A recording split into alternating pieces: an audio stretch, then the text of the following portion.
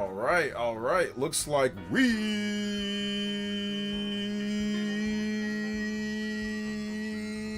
are live. What's good, everyone? OJ here. Welcome back to the stream. Today, we got a great show or a terrible show, however you want to look at it. I mean, I don't even know how to look at it at this point, man. Like, I swear, it's just like I said. Bad news after bad news after bad news after bad. Like, it just doesn't get any worse. Shout outs to Huddy in the chat. He says, oh, I appreciate the Wednesday streams. Guys, I owe you guys like over 100 bonus streams. So the Wednesday streams will continue. I think the music's too loud though. Let me turn down the music a little bit. How's the music now at this point? So I think the music was a little bit too loud. Yeah, like, it's just like I said, I don't know if it's going to get any better. But, once again, the games are still coming. There's still some great games coming. But I think Sony's going to stand 10 toes down. I do not think Sony is going to reverse this decision. I think, based off of new, Jason Schreier, a new Jason Schreier video. Yeah, man. How's it going? It's so much calmer looking at Nintendo social media accounts. I mean, we've all been there. We've all been there before with the social media with Nintendo when people are blowing up them. But like I said, the difference between Nintendo and Microsoft and Sony, it's like an episode of Doug or episode of Forensic Files, or it's like an episode of Hey Arnold compared to an episode of Forensic Files or the FBI files. Like the seriousness seems significantly different. Like, I mean, it's one thing to complain about Pokemon Legends ZA graphics not being good. It's another thing to say, hey, like, we're gonna fire everybody who makes graphics for this team. It's like, it's like a really big, it's like Nintendo's controversy is like, hey, that kid stole a piece of candy compared to like, hey, this person like butchered 5 people in their sleep. You know what I'm saying? Like, the seriousness of the situations feel significantly different. And I'm not even trying to damage control or anything or try to defend. Like, $80 Mario Kart and game key cards to a degree, and like some of the situations, like the controversies, Super Mario 3D All-Stars or whatever, Fire Emblem, those seem very, very, very tame in comparison. Like, it does feel like a completely different series. One for like adults and one of them for like, tweens or kids or adults who haven't grown up yet. So I don't know, man. Shout out to Justin, thank you for the $3 dono. I hope your wife is doing better. I think you said that she's feeling better already. So good stuff, Justin. Nursing her back to health there. Thank you for the support, dude. I appreciate that. Thank you for the big $3 dono. You are the Stream and Just Stream Hokage. Anybody that's stream where you can beat them out. And remember, guys, we have not been getting our normal music requests in. So if you drop a dono of any amount, just go ahead and put your music request in there, and I'll play your track, get something going for you. Game key cards were a necessity to get more third-party physical titles. It's a benefit to us. I mean, like, it's a benefit and it's not a benefit. The alternative is no physical, digital, or just they won't release the game at all. It'd be like an N64 situation where they don't want to pay for the cartridge, So, I think that's the problem. That's the problem there. The difference with the N64 is that the N64, it never really picked up in sales too much to the point to where developers felt like it was worth it for all the games, technically and like feasibly. Whereas like with the Switch 2, it might be worth it for the developers to take the hit because it's selling like really good. It's probably going to pass with the N64, in sales later this year or early next year, So I think that's the big thing, Let's get into more shout-outs, though. Big love to Dior. Shout-outs to Nick93. Daniel Charney. What's up, Daniel? Wednesday streams. Yeah, we got bonus streams every Wednesday till the end of time at this point. Big Pern. What's up, Big Pern? What is good, man? Elias is here. What's up, Elias? Welcome, brother. How you doing today? Good Bandai Namco news with Digimon Story. Time Stranger. The port's really good. 60 FPS. Bead Queen is here as well. What up, Bead Queen? B Martin, what's up, B Martin? Welcome to the stream, brother. Good to see you back once again. Yo, shout outs to Elite Ninja B Martin. The hits keep on coming with Totoki being suspected of insider trading. I mean, I don't think he's being suspected of that. People are just saying that he sold. So I mean, I don't think there's any like real investigation into it though. Like, so like let's not go that far, because that's like a criminal thing, you know. Also, big love to Downey. Thank you for the 20 jewels. You are the jewel ninja for right now. Thank you with the 20 jewels. Anybody that's 20 more, give it up, man. Downey. Thank you for that 20 jewels. Shout outs to the Great Wah. What up, the Great Wah? Saint Dante 92. What is good, man? Dior. Yo, Gilla. Yo, Moogle. What up, OJ? Be dealing with all this bad news from Sony. I mean, it's not good, man. I just, like I said, I feel bad. Like, I don't feel good at all. Like, I just feel like it's gonna go from digital to streaming. Like, that's the ultimate goal, is to just put everything on servers and you just stream everything. So it's like an instant boot up. No downloading, no server costs, or no like digital ownership at all. Just everything just streams. I think that's the ultimate goal of like these companies, is just everything to be streaming. Just everything, you just stream. So therefore you don't have to download anything. You just instantly play right away. I think that's the ultimate goal. J Views with the 100 core crystals. What's up, J Views? Thank you for the 100 core crystals. You are now the Jewel Ninja. Anybody that does 100 core crystals, jewels or more, you can beat up my man J Views on the board. Thank you so much, Jay.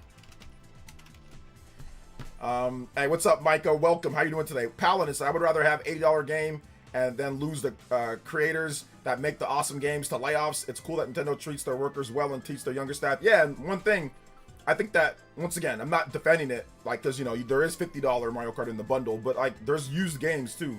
So you can get Mario Kart World for under that, you know what I'm saying? You can get it for cheaper than that price. So I think that's why used games are so important. If it was digital only, it would be $80 until Nintendo decides to make a discount on it. Whereas if you go online, you can see people selling their copies of Mario. You can find loose cartridges for 50-something, 60-something dollars for Mario Kart World. So that's another reason why physical gaming is important, you know? People hate key cards, then why did Pokemon Pocopia sold so really well? I mean, yeah, people do hate game key cards, but Pokemon Pocopia is still going to sell well because it's a great game. Like, and that's what Sony's banking on. Sony's banking on, yeah, people don't like all digital, but there's enough people that are okay with all digital to the point to where it doesn't matter that people don't like physical, you know? So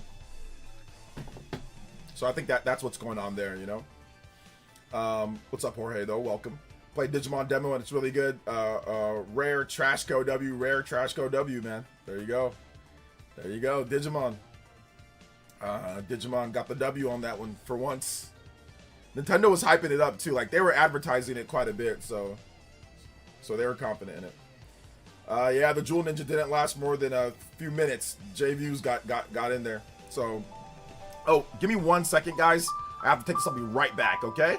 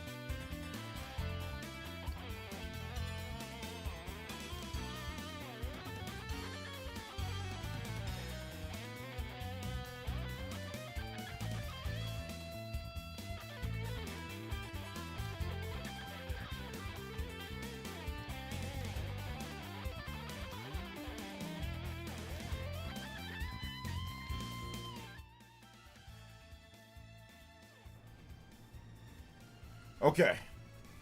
Sorry about that, guys. Just had a little bit of a family situation that's going on. Everything's okay, though. Everything's fine. Gonna have my wife take care of everything there. So, anyway, we're back to it. Sorry about that, guys. Sorry for, like, the break there. So, all right. Let's get back into shout-outs. Big love to Nightshade. TCG, thank you for the 73 months. I do appreciate that. Thank you, Justin, with the 3. Did anybody else? Okay, yeah, that's all we had. Thank you, Dennis. Thank you for the subscription, too. I appreciate that. Thank you, Dennis, with the subscription. And also, thank you for the jewels, too, guys. I appreciate that. Let's get back into the shout-outs, and we can get into the content. I guess maybe we should just get into the content, and I'll say what up to people as they comment and all that. So, let's talk about what Jason Schreier had to say. So, Jason Schreier over on Twitter... or actually on YouTube, he made a video. He actually made a pretty big video, like a 20-minute video, talking about everything. So, essentially, Jason Schreier, let me go into my bookmarks. Okay, so this is what Jason Schreier said in his video. So, in a video, Jason Schreier said this. He said that Sony considers that its digital player base is already large enough to do without those who continue buying games in physical format. The company will not change its retail distribution model. Stores will continue selling boxes, but those will only include a download code. So there'll be a box, but it's just a code in a box. It's like I said, it's worse than a game key card. There's not even anything physical. It's a one-time use code in a box. So remember, you can't usually, like, when you buy a physical game, you can lend that game to somebody else. You can sell that game. You can no longer sell that game or lend that game to anybody. It's just a one-time use digital code in a box. Now, if that was like a multi-use code, then that's obviously different, but I guarantee you that it's not. So, the company will not change. Okay, so currently, when Sony sells a first-party physical game to a retailer, the retailer gets, the latter gets around 30% of the sale at $70. With the digital, they get 100% format. Sony would keep all of those revenue. As a result, the company expects significantly increased profit margins because now people have they no longer have the option to buy physical or to get games in other places. You have to go through PSN. They 100% get that. So they are banking on people just saying, well, oh well, or they're banking on, okay, fine, we lose 10 million players, right? Let's just say we lose 10 million players, 10 million sales, or 20 million. The revenue that we make from the rest of the people only buying digital is going to make up for it tenfold, right? That's what they're banking on. There was also another thing talk about, okay, that's fine. Let's say you cancel your PSN. Let's say 500,000 people cancel their PSN. Well, yeah, that's not a big deal either. You know why? Because they have 50 million subs. So that's like less than 1% of their business if 500,000 people cancel. That's a lot of people, right? Well, that doesn't matter. Or let's say you switch over. Okay, 1 million people switch over. 1.5 million people either cancel or switch over. That's still a tiny amount of their current base. And they're going to add to it with the PS6. So Sony, it looks based off what Jason Schreier is saying, and he has contacts within Sony. They're not going back on this. They're just going to ignore it. They're just going to leave it. So they also feel this way too. Sony would be convinced that over time, most players will end up accepting the transition to a 100% digital ecosystem. The company believes users will continue supporting PlayStation even without the option to buy physical games. Additionally, they consider that it's not necessary to maintain direct communication with fans about this decision, as they trust in the strength of their brand and loyalty of their community. So, there you go, man. Yeah. I part of me thinks that what he's saying here is correct, though. Like the second half part where Sony doesn't feel like they need to say anything. The brand is strong. The fans who like the games will just continue to buy the games. So part of me thinks, you know what? He's probably right. Like, he's probably right. Like, the online outrage is like the online outrage, but it's like, I don't know. Like, will people actually change? I don't know. I don't think so. I think people are just going to ultimately end up accepting it. I still think you should fight, though.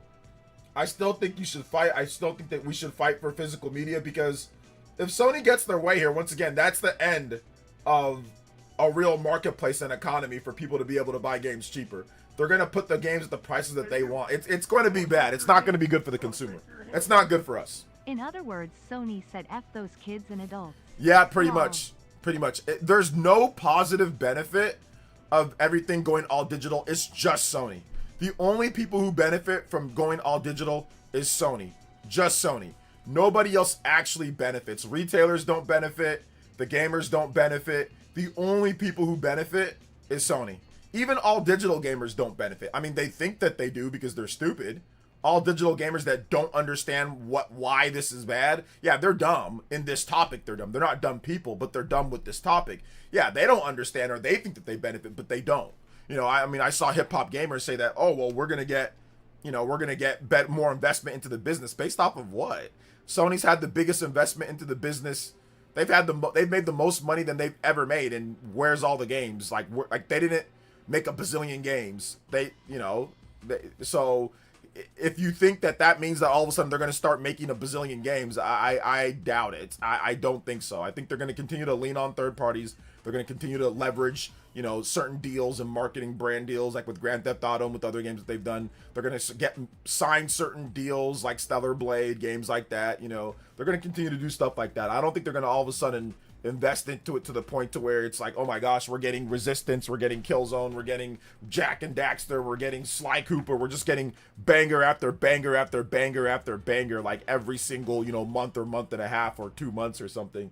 I don't think that's it. So yeah, I mean, I don't know if there's not no point in fighting. I still think that there's a point in fighting. Like, as a consumer, it's your like, whatever you want to stand up and believe in, you can do that. If you feel like boycotting, or if you feel like not supporting them, then you don't have to. You know what I'm saying? Like, then you don't have to support them. So I still feel that it's worth fighting. I just think that Sony feels like, well, we've got more people. Like, we've seen the numbers and we're good. So yeah. I knew it. They've been moving that way for years, and nobody wanted to call them out before it got out of control. You get called an idiot before the fanboys levy criticism Sony's way. Yeah, pretty much.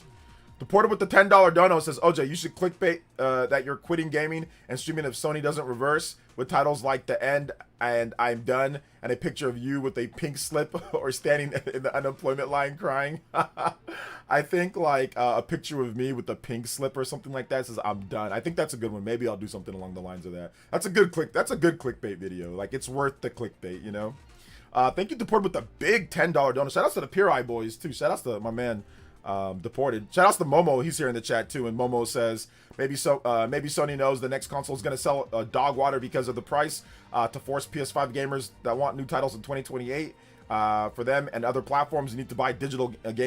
Yeah, maybe that's it too. I mean, there's a lot of different factors that probably weigh into this one. So yeah, a lot of stuff, man. A lot of stuff. Hi there, Mario Kart World is good for me so far. Can't wait to get Bonanza from your birthday in 5 days. Nice, good stuff. Bonanza's fun. It's a lot of fun. Good single player game.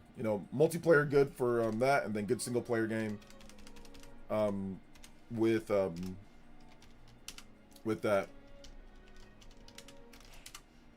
All right, let's see here. Thank you so much, Deported. You are now the new Hokage and Stream Ninja. Anybody does 10 or more, you can beat up my man Deported with the big 10. Thank you so much, dude. I appreciate that. Thank you for the 10. Also, big love to Hey. The sad part, Sony will make more money from those AI component parts for data centers than Blu-ray disc. Zenless Zone Zero might be my last disc I buy. Yeah, and I think the worst part about all of this is like the hypocrisy, is like the nonsense from people. I saw a lot of PlayStation peeps. I saw a lot of media peeps say that, oh man, game key cards, all digital. How could you support this? And like, I'm telling you, I think a lot of these people are going to just buy PS6, and just be like, oh, well, it's better for us somehow. I think they're going to start doing the damage control. Coming up. I wouldn't be surprised if you start seeing PlayStation content creators flip on this one and start damage controlling and start saying, well, it's not so bad, and it's okay, and they're not gonna. I don't think they're gonna fight after what Jason Schreier said, and that video is about to get 200,000 views, by the end of the day today or something. It's gonna get, so a lot of gamers are gonna see this, a lot of content creators are gonna see this, and I think a lot of them are just gonna be like, okay, yeah, they're gonna do this. So thank you for the $5 though. I appreciate that. Hey, appreciate that. Combo breaks. Shout out to everybody watching. Hit that like button if you have not hit that like button yet. Appreciate that. Let's go. L Station, let's hope that PS5 models and PS6 gets a huge price drop. At least no physicals, a huge L price drop. Bro, they've been increasing the price all generation. You really think they're gonna drop the price? I don't know how they're gonna do like the PS6 under $900 because like the PS5 Pro is $900, and I don't think they're gonna drop the price of the PS5 Pro. So how are you gonna have a PS6 higher than the price of a PS5 Pro? That makes no sense when the PS6 is gonna be way stronger. So it's like, yeah, the PS6 is probably gonna be $1,000, $999. That's what I'm guessing it's gonna be. How's your day going today? My day's going good, man. How's your day going, bro? PlayStation isn't getting a single dollar from me moving forward. Yeah, it's $1,000. I'm pretty sure the PS6 is going to be $1,000, or at least $949.99 at the minimum. Justin with another 3. Don't worry, Nintendo will go back to being the villain again soon to these people. Lol. Yeah, they'll figure out a way. They'll figure out a way to do something. The Pro will probably be discontinued. They'll launch a PS6 at $849. They're gonna discontinue the Pro. Man, are they really gonna discontinue after that short? That seems crazy to me to discontinue the Pro. Hey, what's up, Nimar? My day's going good, man. How's your day? What's up, House Gang? Welcome. What's up, D? What? Shout outs. Surprised you're doing an early stream. Yeah, this is gonna be around like Monday through Friday. This is gonna be like my normal time. Well, certain Mondays and certain Fridays I'll be streaming at a different time. But yeah, this is gonna be, you know, Tuesdays, Wednesdays, Thursdays, around this time. Obviously, Saturdays will be closer to the Spawncast. So, but it's like I said, it's certain Fridays, certain Mondays. So like I said, it's kind of fluid. That's why I haven't put up a schedule yet, just because sometimes, you know, I don't know, you know, I don't know. Sometimes it's whatever I can. Just bought a Switch 2 and Bonanza with my canceled PS Plus subscription savings. I have an amazing Switch library already with just Switch 2 so far. You really do. That's why backwards compatibility was so important, because you know you got a lot of people that are gonna move over within the next few years with the Switch 2. So you want to go ahead and just get them initiated right then and there with content where they don't have to really worry about buying, you know, too many games. I mean, obviously you want them to buy games, but like they're good with like their backwards compatibility and stuff, you know. Elias, Sony saving the industry. Y'all just some haters for real. All hail Jimbo. Well, Jimbo's gone, bro. 2006 Sony is back. I mean, maybe. We'll see, Roadhouse. Do you think a hardcore gamer is going to show up with the PS6 at $1,000 with no physical games? I think some will, yeah. I don't know about, like, the casual gamer, no.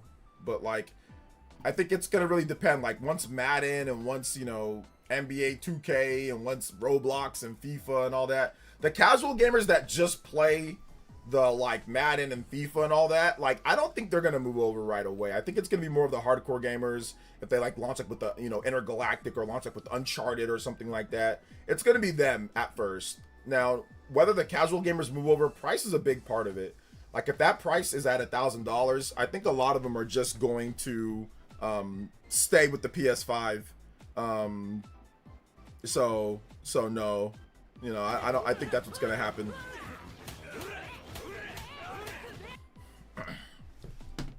So if you really want to be a true gamer, just get a second or third or fourth or fifth or sixth or seventh or eighth or ninth or 10th or 11th or 12th job. You know, I mean, sometimes that's what Sony said before. Like, you know, we want you to get a second job to be able to afford this.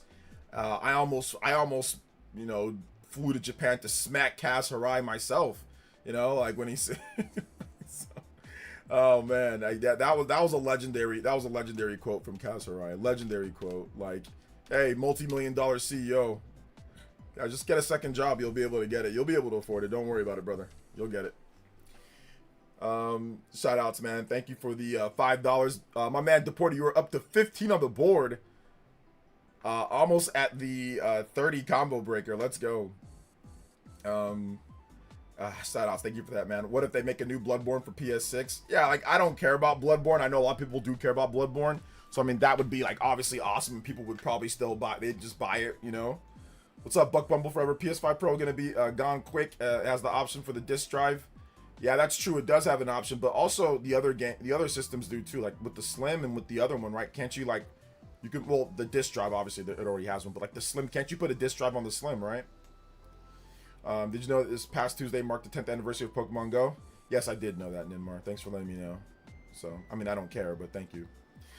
Yeah, if they play, all they play is 2K, they're just gonna have a hard time being sold on a $1,000 console.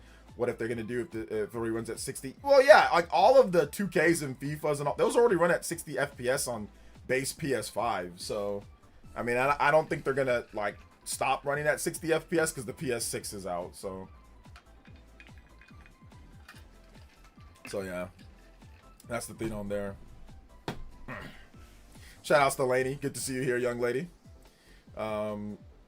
Second job for PS5 Pro, third job for games, and a part-time job for snacks, pizza, Doritos, Monster. Yeah, you need the you know, Mountain Dew as well, Mountain Dew and Doritos.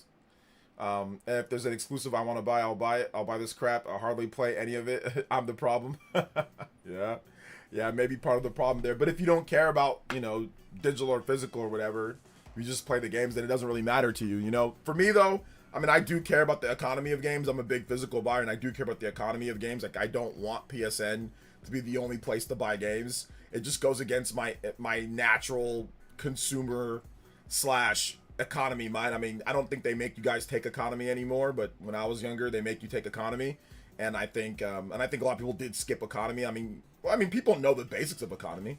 Like, for example, if I told you, hey, you could only watch one, or you could only have one service that lets you, you know, buy cars, like one place to buy cars. Obviously, they'd have like a monopoly on that place, right? Like if that one place to buy cars, or one place to buy food, or one place to buy anything. You don't want that. So you don't want one place to only buy PlayStation games, you know?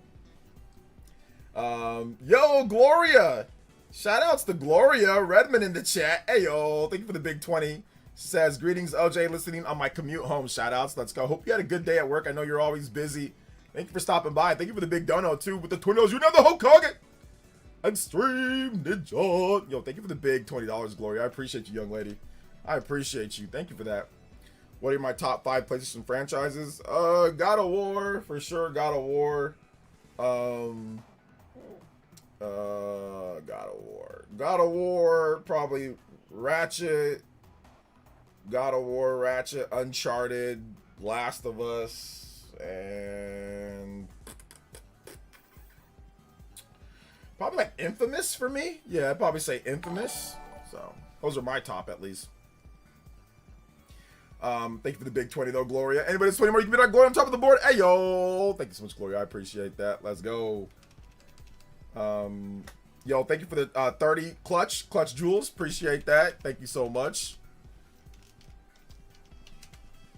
Gloria R with the big 20. Let's go. Also, shout outs to Daniel. Thank you for the 5 months of Tune In Tier membership. Appreciate that, brother. Let's see, going to Disneyland or buying a Steam Deck machine, or a Steam Deck machine? A Steam Deck machine. Which one? A Steam machine or a Steam Deck? A Steam Deck machine. You get both of them. They just take all of them and combine them like a 32X on top of like a Sega Genesis. That's what a Steam Deck machine is. Yo, shout outs to Daniel with the 200 jewels, becoming the new jewel ninja over J Views, and deported with the $5 dono. Come on, OJ. Come on. You know, OJ used to be out there in them streets on Pokemon Go in 2016 looking for that shiny Eevee. Yeah, I think I'd rather, you know, maybe not be living than do that. Like, Tommy Raiku, welcome back to the Elite Ninja Squad. Thank you, man. I appreciate that. Let's go. Yeah, I think I'd rather maybe not be living than do something like that, man. No, I'm joking. Deported with the 5. Thank you for the 5, Deported. Appreciate that. Also, big love. Tommy Raiku, thank you for the tune in tier once again. Let's go. Also, hey, with the $5 dono, says, what hurt me the most in gaming is finding out what's happening to id Software. Yeah, we're going to talk about that in just a bit. Microsoft is gutting id Software, but I mean, we've got to have an honest conversation about Phil Spencer. I'm going to probably make a video, even though people don't really watch my Xbox stuff, but I got to talk about this guy because this guy was being serenaded with love and awards and all sorts of things. I think Kit and Krista gave him an award or something like that, and he honestly, he didn't deserve any of it. I'm not trying to be mean. I think Phil Spencer's a good guy. I think he did some good things, but he did not deserve any awards that he got. items. He does. I personally don't think that he did. He ran that business into the ground. Like, or somebody's lying. Like, we can't have it all, guys. You can't sit there and say, oh, he was great. And then you look at Asha Sharma and what she's doing right now. And what you can't sit here and tell me he did great things. They're gutting. Xbox is getting gutted like a fish to be served at freaking, Long John Silver's. They're gutting Xbox. They're gutting. This is not the mark of someone that had a successful tenure. Don't get me wrong. His full tenure at Microsoft was successful from when he first started. I mean, he started like 40 years ago or something. Like, he did a good job, but leadership was bad. Like, there's no ifs, ands, and buts about it. I don't want to be bad because I think Phil Spencer's a smart guy, and once again, I think he did some great things, but there's no ifs, ands, or buts about it. This guy messed up. Like, he messed up, and he messed up bad, because or Asha Sharma is the worst person ever. It's like one of the two. Either Asha Sharma is an evil ice queen, and shout out to Shinru, thank you for the gifted membership. Either Sharma is an evil ice queen, or Phil Spencer doesn't know what he's doing and he messed up. It's like one or the other. There is no in between, and if there is, it's a very thin layer in between. It's a very, very thin layer, because there's no way he did a great job and you fire 3,000 people. Corporate is ruthless, and I get corporate being ruthless, but the only way this is happening is because if their business is jacked up. Asha Sharma has came out and said that it's not healthy. There's barely any profit. There's 14 layers of management. There's too many issues. People aren't working on games. Like, right now, let me tell you guys, like, for example, Obsidian was working on a new Avowed game. They were working on Avowed 2. Instead of being working on Fallout, they're working on Avowed 2. Sharma came in and said, no, you guys don't work on that. Work on Fallout. Work on Fallout. But the fact that you have to tell them to work on Fallout, why weren't they already working on Fallout? They had a hit TV show. Why did you not time out a Fallout New Vegas remaster for the launch of the show? This is terrible, awful management. It does not take a rocket scientist to say, okay, we're planning a show 3 years ahead of time. Okay, let's get a remaster of this game ready to go, prepped up.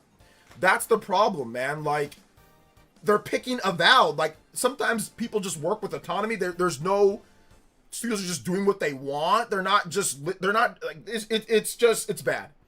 Sometimes there's too many layers of management. Sometimes they're doing whatever they want. Sometimes they don't want to make Fallout. It's been how many years since there's been no new Elder Scrolls? Like, it is an atrocity what's going on here. Phil Spencer messed up. Like I said, it's one of the two or the other. Sharma is either an ice queen, witch, or Phil Spencer legitimately lost control and did not know what he was doing towards the end of his tenure. He bought all those studios, he made all the promises and couldn't deliver, and it got too big for him to handle at all, and they panicked and they ended up all pretty much getting let out the door. It's one of those two things. There's barely any in between. There's barely any. Says, damn, I would have loved to see Avowed 2. Why? We just got Avowed. You need to, guys, listen, I get it. People love certain franchises, but you can't be stupid here. You can do Avowed 2 later. You need a Fallout game. There hasn't been a Fallout in a decade. Well, like, there hasn't been a Fallout you need a Fallout game. There's a hit TV show. What do you mean Avowed 2? Like, what? What? I'm sorry. My corporate brain is going insane right now. That's insane to do Avowed. That is insane. That is insane. No. You need Fallout. Like, what? There hasn't been a new Fallout game in a decade. You have a TV show that's popular. There is no Avowed TV show. No Avowed 2. You just got Avowed. You just got Avowed. Says, Elder Scrolls is a different team. Obsidian can do Fallout. Bethesda, or what's called, with the core team of Bethesda, they can do Elder Scrolls. You need both of them. You need both. You don't need one or the other. You need both. So it's like they did Fallout, the what's it called? The stupid, the MMO. That's fine. They do Fallout MMO, but Obsidian needs to do Fallout. I don't have a problem with them doing Avowed. The problem that I have is that the next game was going to be Avowed 2 instead of Fallout. That's the problem that I have. So that's the problem.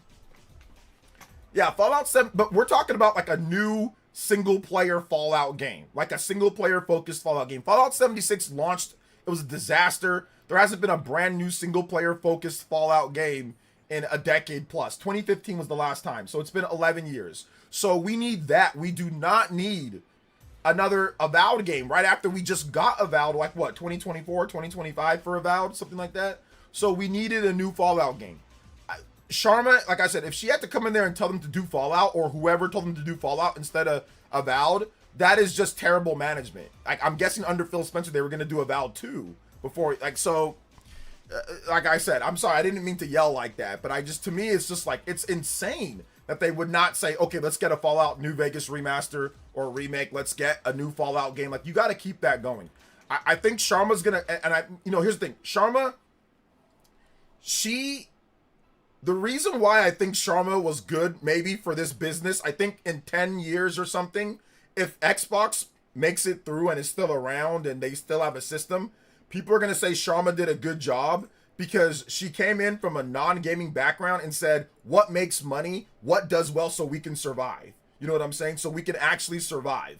What does well? You know? So she came in and she listened to probably people around her, like, people that were, trying to tell Phil Spencer things, but it didn't get through all the layers of management, So I think if they ultimately survive and do well, Sharma's going to be looked at very positively, because somebody needed to come in there and say, this is ridiculous. This is ran like a zoo in here, So, let's see here. But let's shout outs to Daniel. Thank you for that. And he says most of this was Phil's fault when he comes to studios. To be fair, yeah, it is.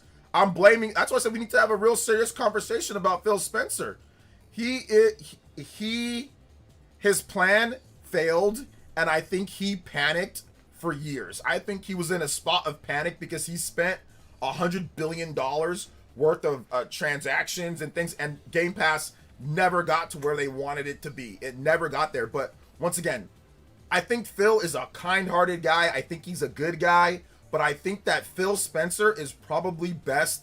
I don't know, I think he would probably be better off like working with the development team, being like the lead of a development team, or being like a manager for like a singular team, or like a team or two, and somebody else telling him what to do. Because this Game Pass thing and what he did with these studios and all this, it's mismanagement. You can't tell me that there's 14 layers of management and that's not on you. That's on you, Phil Spencer. You can't tell me that you couldn't get a Fallout game in all this time. That's on you, Phil Spencer. You can't get Elder Scrolls. That's on you, Phil Spencer. Like, a lot of this stuff is on him. And now even id Software is being gutted.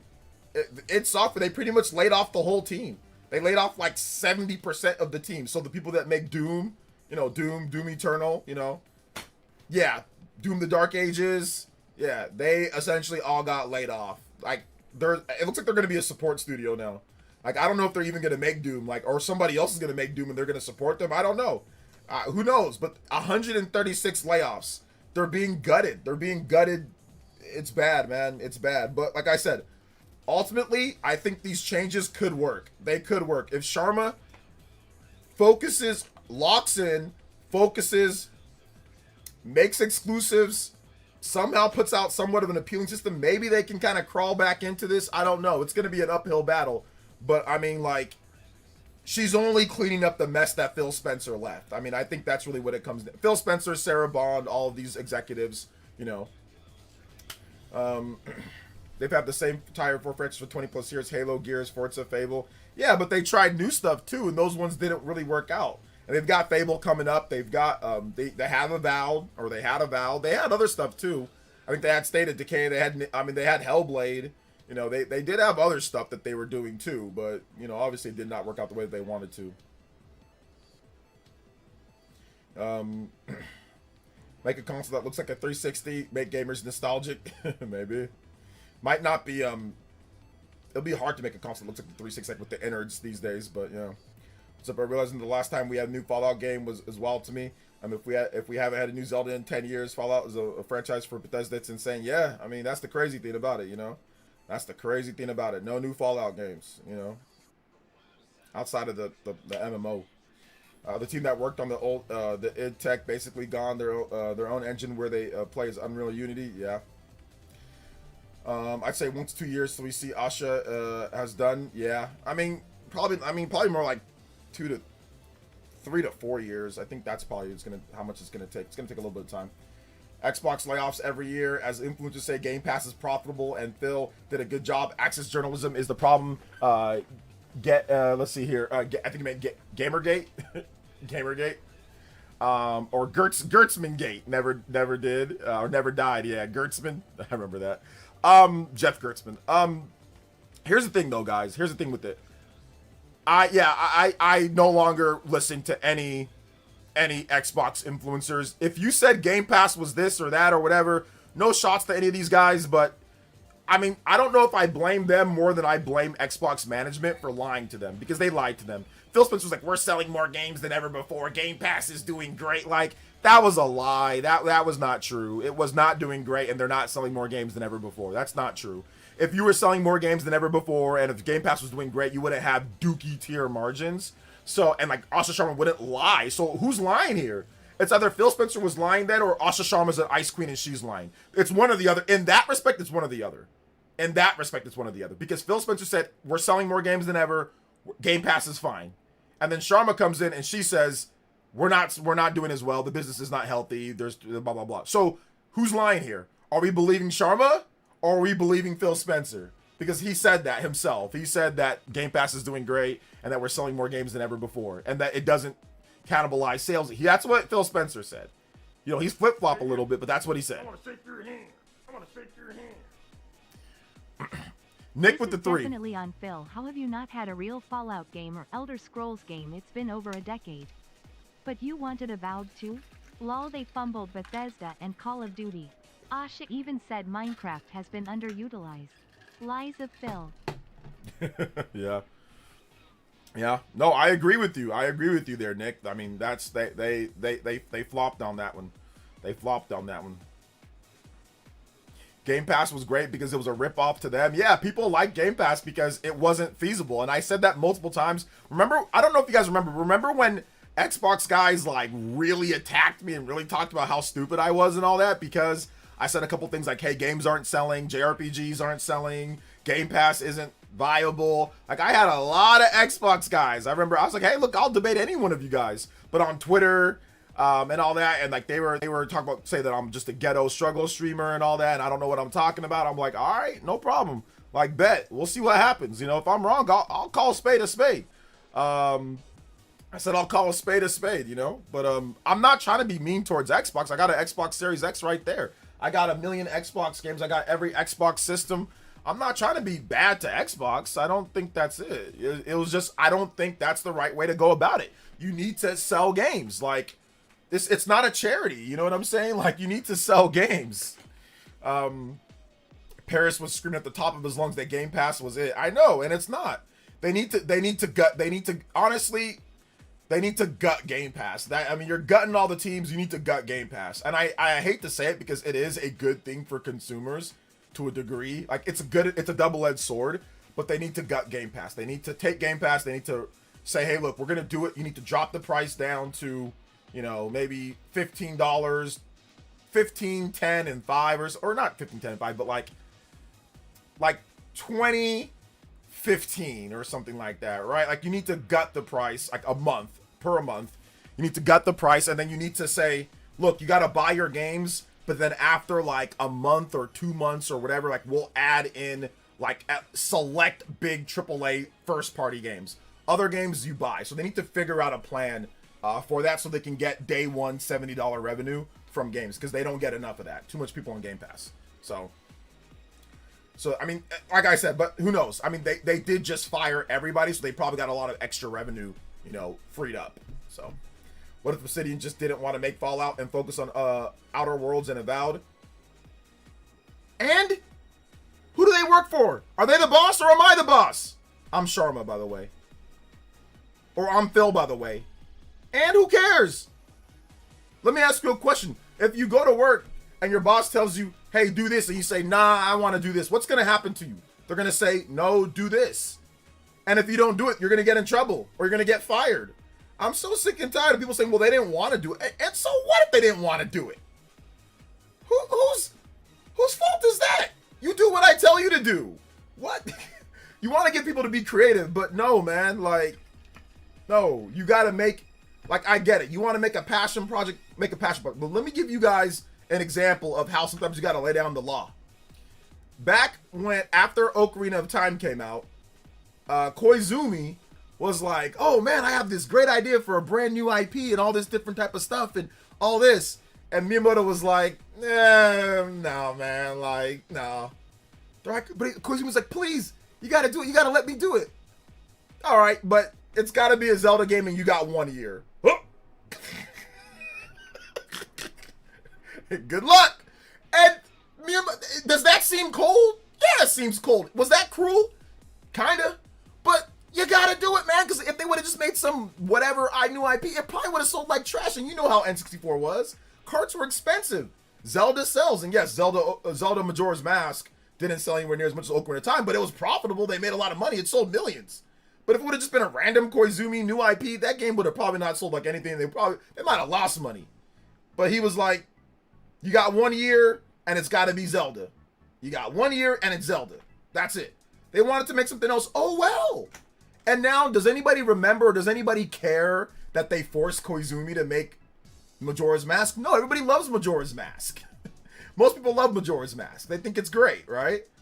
So, no. You can't just do whatever you want. You can't just do whatever you want. No.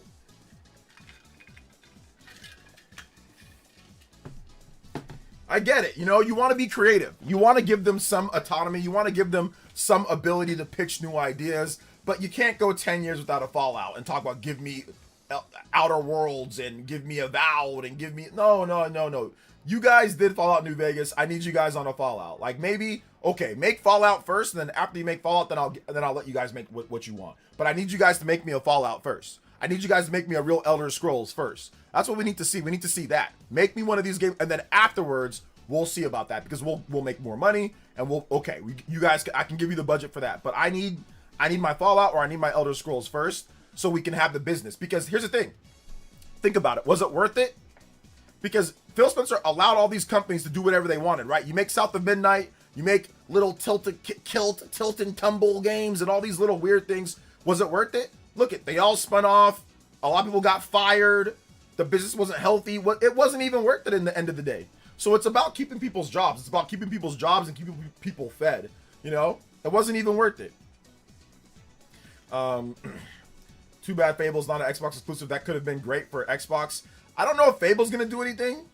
Because Fable's just not really a big IP anymore. It's got a big name, but I mean, it's been forever since Fable. But I do think that like if you have like a big Halo next gen, like a big Halo next gen could definitely do something. But we'll see. Hey OJ, I know I should be responsible for as a mod, but I don't feel like moderating spammers. I just want to flex Blue Wrench. Shout out to Tommy. It's all good. But Avowed was a flop and chose Avowed 2 over Fallout. I don't think Avowed was a flop. I think it did well enough. But yeah, it looks like they wanted to do that. So yeah, I don't know, man. That was the report. That was the report going on there, you know. And like I said, it's crazy if that was the case. So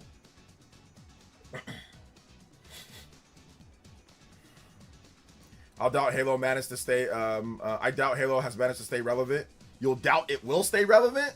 Halo's going to be relevant in the future. If they make a GOAT tier Halo game, if they make a really good Halo game, it'll be relevant for sure.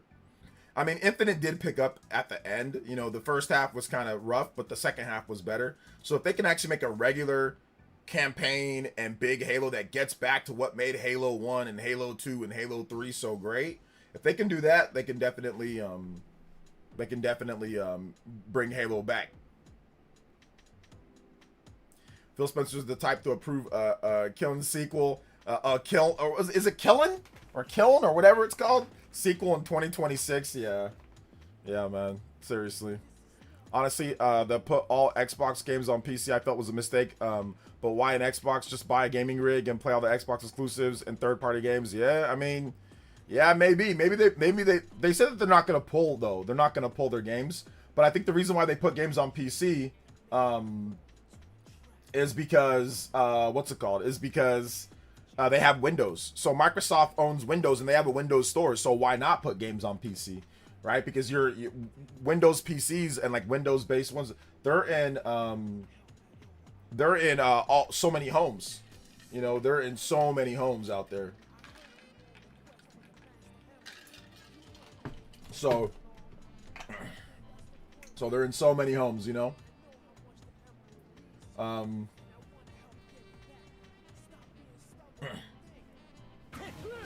Let's see here. What does Nintendo Prime here say? Nintendo Prime said something interesting here. The portal with the 2 says Infinite was supposed to be forever, hence the name. Yeah, I don't know if it's gonna last for forever. I mean, the servers and everything are still. I think it might last for forever. I mean, who knows when they'll shut that one down? I mean, maybe they'll shut it down, you know, at some point. But yeah, I mean, it might last for forever. I mean, people are still playing it. I don't know what the daily user count is and all that, but people are still playing it. All right, Nintendo Prime said this though. Shout out to the Porter. Thank you for the $2 donut. I think that puts you up to 22. So you're now back to the Hokage with the 22. I appreciate that. And here comes Justin with the shake your hand. You know I hate to say this, but what if instead of Smash Brawl Sakurai made Air Riders instead? Back then you need those sellers. Yeah, man. Made Air Riders instead. Back then you need those sellers. Yeah. I hate to say, but what if instead of Smash Brawl, Sakurai made... Yeah, oh gosh. I think that's what some people were saying. Oh man, he made Air Riders instead of Smash Brothers, but we know Smash Brothers is coming. I think that they wanted him to make that say, hey, look, we got Mario Kart in the first year. We got Donkey Kong Bonanza. We don't need Smash Brothers. We need Smash for like year 2 or calendar year 3 or something like that, right? So I think that's what Nintendo was thinking on that front. But yeah, I mean that'd be crazy if they said, yeah, no, no Brawl, just make Air Riders. That would have been crazy. That would have been crazy. Yeah, so it's just, like I said, it's just bad all around, man. All right, Daniel, let's get you up here, down with the highest amount of jewels. Thank you so much for the 200 jewels. Anybody just 200 or more, you can beat up my man Daniel. Deported though with the 22. Thank you so much. Appreciate that.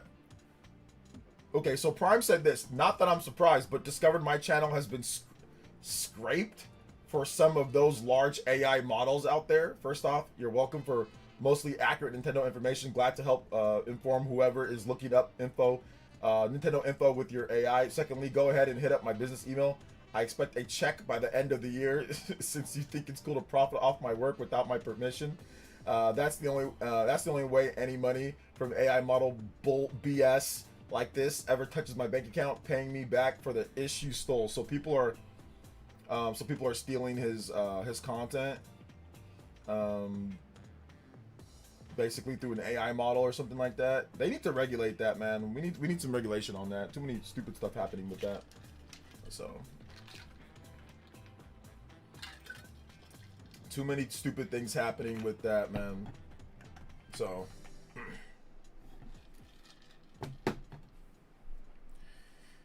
just from some bums who have no talent. Yeah, bums that have no talent. I saw that post on, so I wanted to read it. What was kind of like what was going on there, when it comes to that.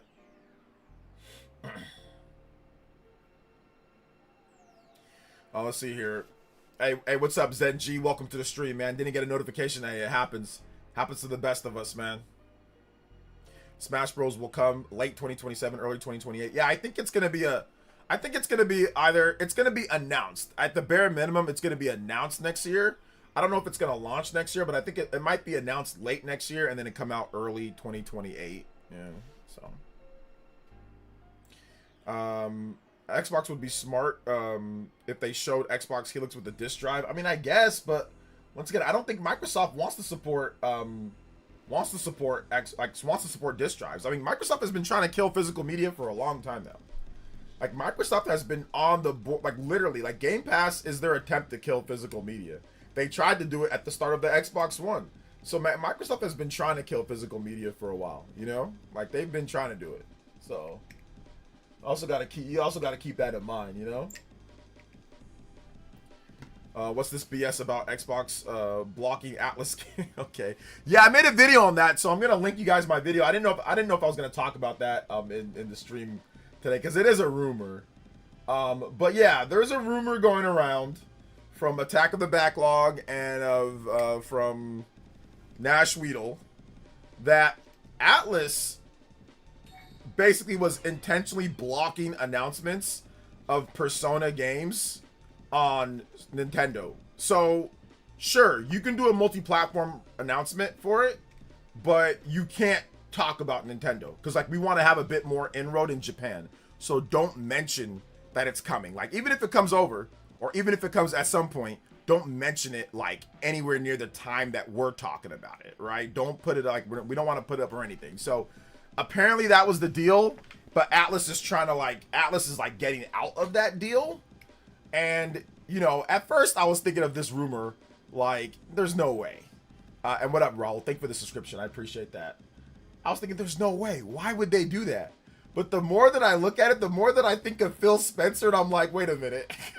That's exactly what Phil Spencer would do. Phil Spencer's the type of dude that thinks that money solves everything. You got a kid that doesn't like you, throw money at it. You got a wife that doesn't like you, throw money at it. You got the world that hates you, throw money at it. You got studios that can't make games, throw money at them. You got bad environment, throw money at it. You got 14 layers of management, throw money at it. Phil Spencer's the type of guy that will just throw money at anything and thinks it will solve the problem. So they were doing terrible in Japan. So he's thinking, what's one way that we can get up in Japan? All right, Atlas, they make great games. They have a good Japanese base. Oh, but man, that tricky Nintendo. Hey, if we make it to where we market it to where it feels like you can buy it on Xbox, I think we can turn things around with Atlas games day one on Game Pass. Japanese gamers will love that. It sounds dumb. Like, why would they do that? But dude, that sounds like a Phil Spencer thing. It sounds like a Phil Spencer thing, bro. It really does. It really, really, really does. What's up, Lucette? Would explain why P5 came to Switch so insanely late.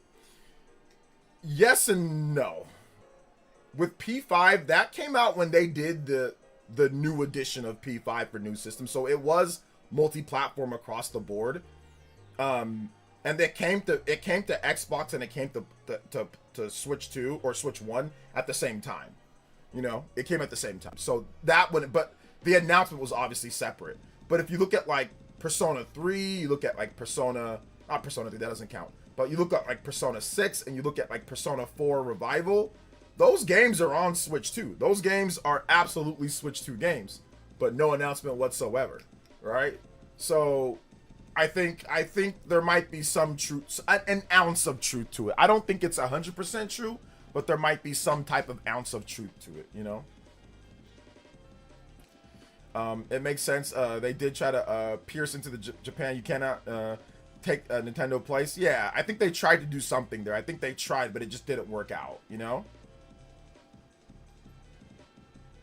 Let's see, ask Nate about it because it's so stupid it might make sense. Like I said, I don't think anybody actually knows the deal. I don't think anybody actually knows about that. And I think most people would probably say, no, Microsoft didn't do that. But like I said, I don't know. I mean, there might be an ounce of truth to it because once again, Phil Spencer, he just throws money at things. Like that was basically his call to get Game Pass to be where it was just throw money at it. Not say, hey, look, we've got Halo, we've got Gears, we've got Forza, we've got Banjo, we've got, you know, Sea of Thieves. We've got all these great studios that can make great games right now that can convince people that Game Pass is worth it. No, we need to buy Ninja Theory. We need to buy Compulsion Games. We need to buy Undead Labs. We need to buy Obsidian. We need to buy Bethesda. We need to buy Tango. We need to buy. You know, like, that's the mark of someone who thinks that money solves everything. It really is. And that's not how the gaming business is. The ones with the most money, you are not going to win because you have the most money. Ask Apple. How'd the Apple Scottie Pippen do? You know, how'd the Apple Pippen do? Apple has tons of money. How's Microsoft doing? You know, just because you have a lot of money doesn't mean you're going to win. You're going to sell the most or win or make a lot. Just because you're the most athletic or just because you're the smartest doesn't mean you're going to do the best in class, or doesn't mean that you're always going to win every single athletic competition. You know, there's other things that are involved in there, you know?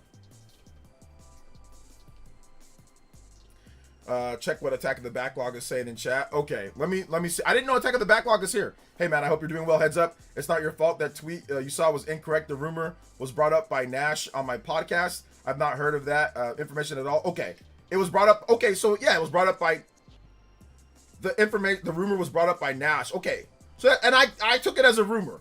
I did not take it as 100%. So Attack of the Backlog has not heard it, but Nash Weedle has heard it. And remember, in my video, I said it's a rumor. I said I don't believe the whole thing. I just said there might be an ounce of truth because that seems like something Phil Moneybag Spencer would do.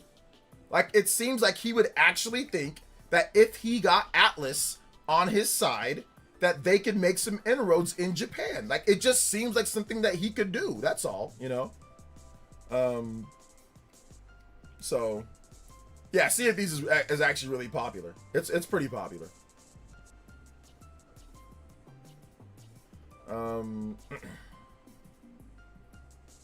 Wondering why we're still trusting Nash. We're not trusting Nash. We're saying that it's a rumor. We're saying that it's a rumor, and we're putting the information out there. Not that it's 100%. So, I mean, I don't know if you guys need to listen to what I'm saying, but let me say it very slowly for those who have comprehension problems. For those who have comprehension problems, I will say it again. I did not believe everything. It is a rumor. I do believe that there might be an ounce of truth, not the full thing. I'm not saying to believe the whole thing. I'm not saying you need to believe the whole thing. I'm not saying Nash Weedle knows everything. I'm not saying he's always correct. I'm not saying he got everything right with the directs. I'm not saying any of that. For those that are comprehension inclined here, okay, nobody's saying that you have to do all that. All I said is based off of Microsoft's history, based off of what they did, based off of the information that's coming out now. It would not surprise me if Phil Spencer felt that blocking Nintendo off in this type of way by getting an exclusive Japanese deal would somehow help them in Japan. That's all I'm saying. Okay? That's all I'm saying. I'm not saying what Nash Weedle is saying is correct 100%. I'm not saying that you should trust everything they say. It's a rumor. So take it as that. Plain and simple. That's it. But you know, but you do know Xbox has a marketing deal with them. Daniel, listen. Yes. Who negotiated the marketing deal with them? Phil Spencer. Do you think that the marketing deal, do you think that they just take a piece of paper and say, we have a marketing deal, signed Phil Spencer? There are details in the marketing deal, Daniel. You know what I'm saying, fam? There are details. It's not just marketing deal and like with the Sharpie, and there are obligations. Hey, you gotta say this. You gotta announce it here. You can't talk about this when you talk about the game. Hey, we want exclusivity when it comes to announcements. Hey, we want social. Like, there are a lot of fine print. It's not just, it's a marketing deal, and that's it, Daniel. You gotta trust me on these things, guys. I don't understand why some of you guys don't think I know these things, guys. It's a lot. It's not just, it's a marketing deal, and that's it. There is a lot that goes with that. There are stipulations, there are rules, there are many different things that come with just it being a marketing deal. Phil Spencer would have been the one to negotiate and approve the marketing deal. The marketing deal would come with stipulations. Anytime that you release a trailer, it has to have an Xbox logo. Hey, we want exclusivity with announcements for a week, 2 weeks, 3 weeks, a month. Hey, when you do your promotion, we want the Xbox logo bright in the center. Like, there are details with that, Daniel. There are details with that. It's not just, it's a marketing deal, and therefore they're resolved. There's a lot of stuff that's in between there. You see what I'm saying, fam? You see what I'm saying? Let's see here. The Fraud Catcher, which is a terrible name. Why do you go so hard on Microsoft and Sony but never Nintendo? So did I go hard on Nintendo when it came to the $80 Mario Kart? Did I go hard on Nintendo when it came to the game key cards? Did I do that? Did I go hard on Nintendo when it came to the Wii U and the disaster of that system? If you go watch my old videos on that, did I do that? Yes, sir. And I want a simple answer. Yes or no. That's what I want. And I want you to tell me what I said about each of those different things. So that should be the next thing out of your mouth, the Fraud Catcher, because you're coming here with that whataboutism bullshit. So that's fine. You can do that all you want to. I don't care. So I need you to answer those questions for me. Okay? That should be the next thing out of your mouth. And if you don't want to talk about that, then feel free to not talk at all. Okay? Dumbass. Anyway, moving on. Let's see. If PS6 is $100 more expensive than PS5 Pro, would it only be 11% more powerful? Since GPU price is also factored in. I don't know about all that. That just seems all kind of crazy, you know? That seems like all kind of crazy. But I don't know. I mean, maybe I'm kind of going a little bit hard here because I don't know, like Microsoft just got done firing, you know, somewhere around 3,000 people. Maybe because they're gutting all their studios. Maybe because they're spinning off all their studios. Maybe because they keep on making mistakes. Maybe because people are actually losing their jobs and their livelihood. Maybe because, you know, that maybe they've been firing people since 2023. They've had massive layoffs pretty much every single year. 2023, 2024, they've had, maybe that's the reason why. I don't know. Maybe that's the reason why I'm kind of going in a little bit. Because they are literally firing people left and right. And they've been mismanaged left and right. Maybe that's it. Maybe I have family or friends that are affected by the layoffs from Microsoft and Sony. Maybe I have people that I know that lost their job and still haven't been able to find a job since then. Maybe that's the reason why I'm going a little bit in, because it affects people's lives in a certain type of way to where it's more than, I don't know, a game key card or $80 Mario Kart. I don't know what's more serious to you though. I don't know which one's more serious. Maybe that's more serious to you, but I think I'm gonna go in based on the severity of it. You know what I'm saying? Like, based on the severity of it, I'm going to go in. But I went in on the Wii U. I went in on the on $80 Mario Kart. I went in on game key cards. I went in on all of that. However, there's nuance to everything. There's not really any nuance to Phil Spencer messing up. You know what I'm saying? Not really nuance to that. Let's see here. Phil did a better job when he was obese. Oh man, that's not funny. That's not funny. Let's see here. That's not funny. Let's see. Those Xbox executive yachts aren't going to pay for themselves. Seriously, aren't going to pay for themselves. What's up, Mr. Super? Welcome.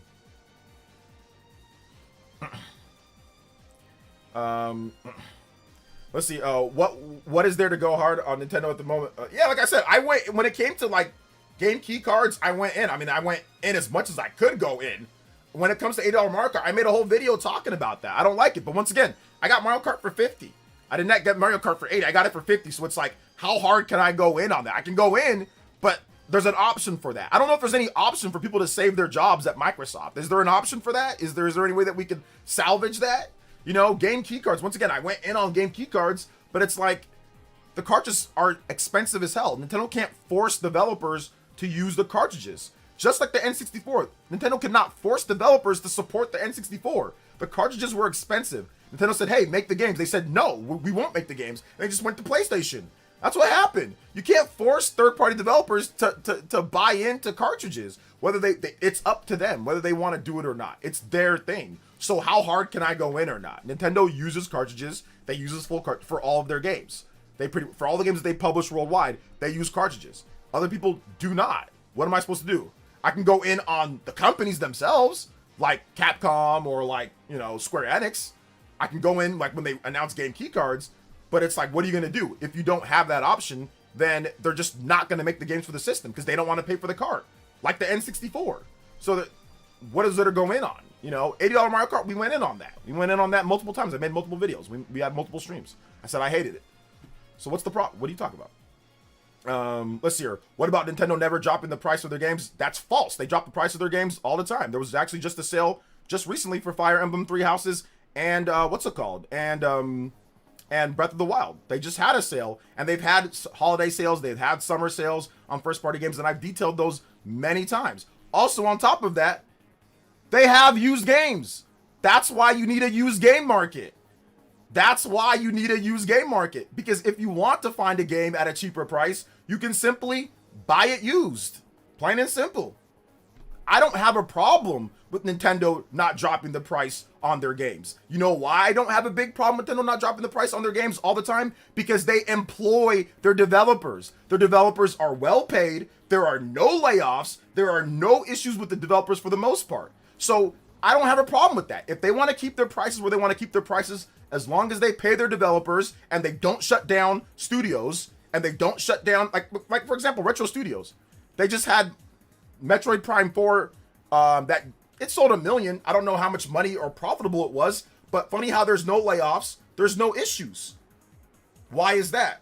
Well, maybe because Nintendo makes money and they make sure that they invest that back into their development teams and their studios. So I have no problem with that. That's not a problem for me. Now, I would take the trade-off. Microsoft and Sony discount their games, right? Well, they also fire developers, lay off studios, get rid of digital or get rid of physical. They do all this stuff too.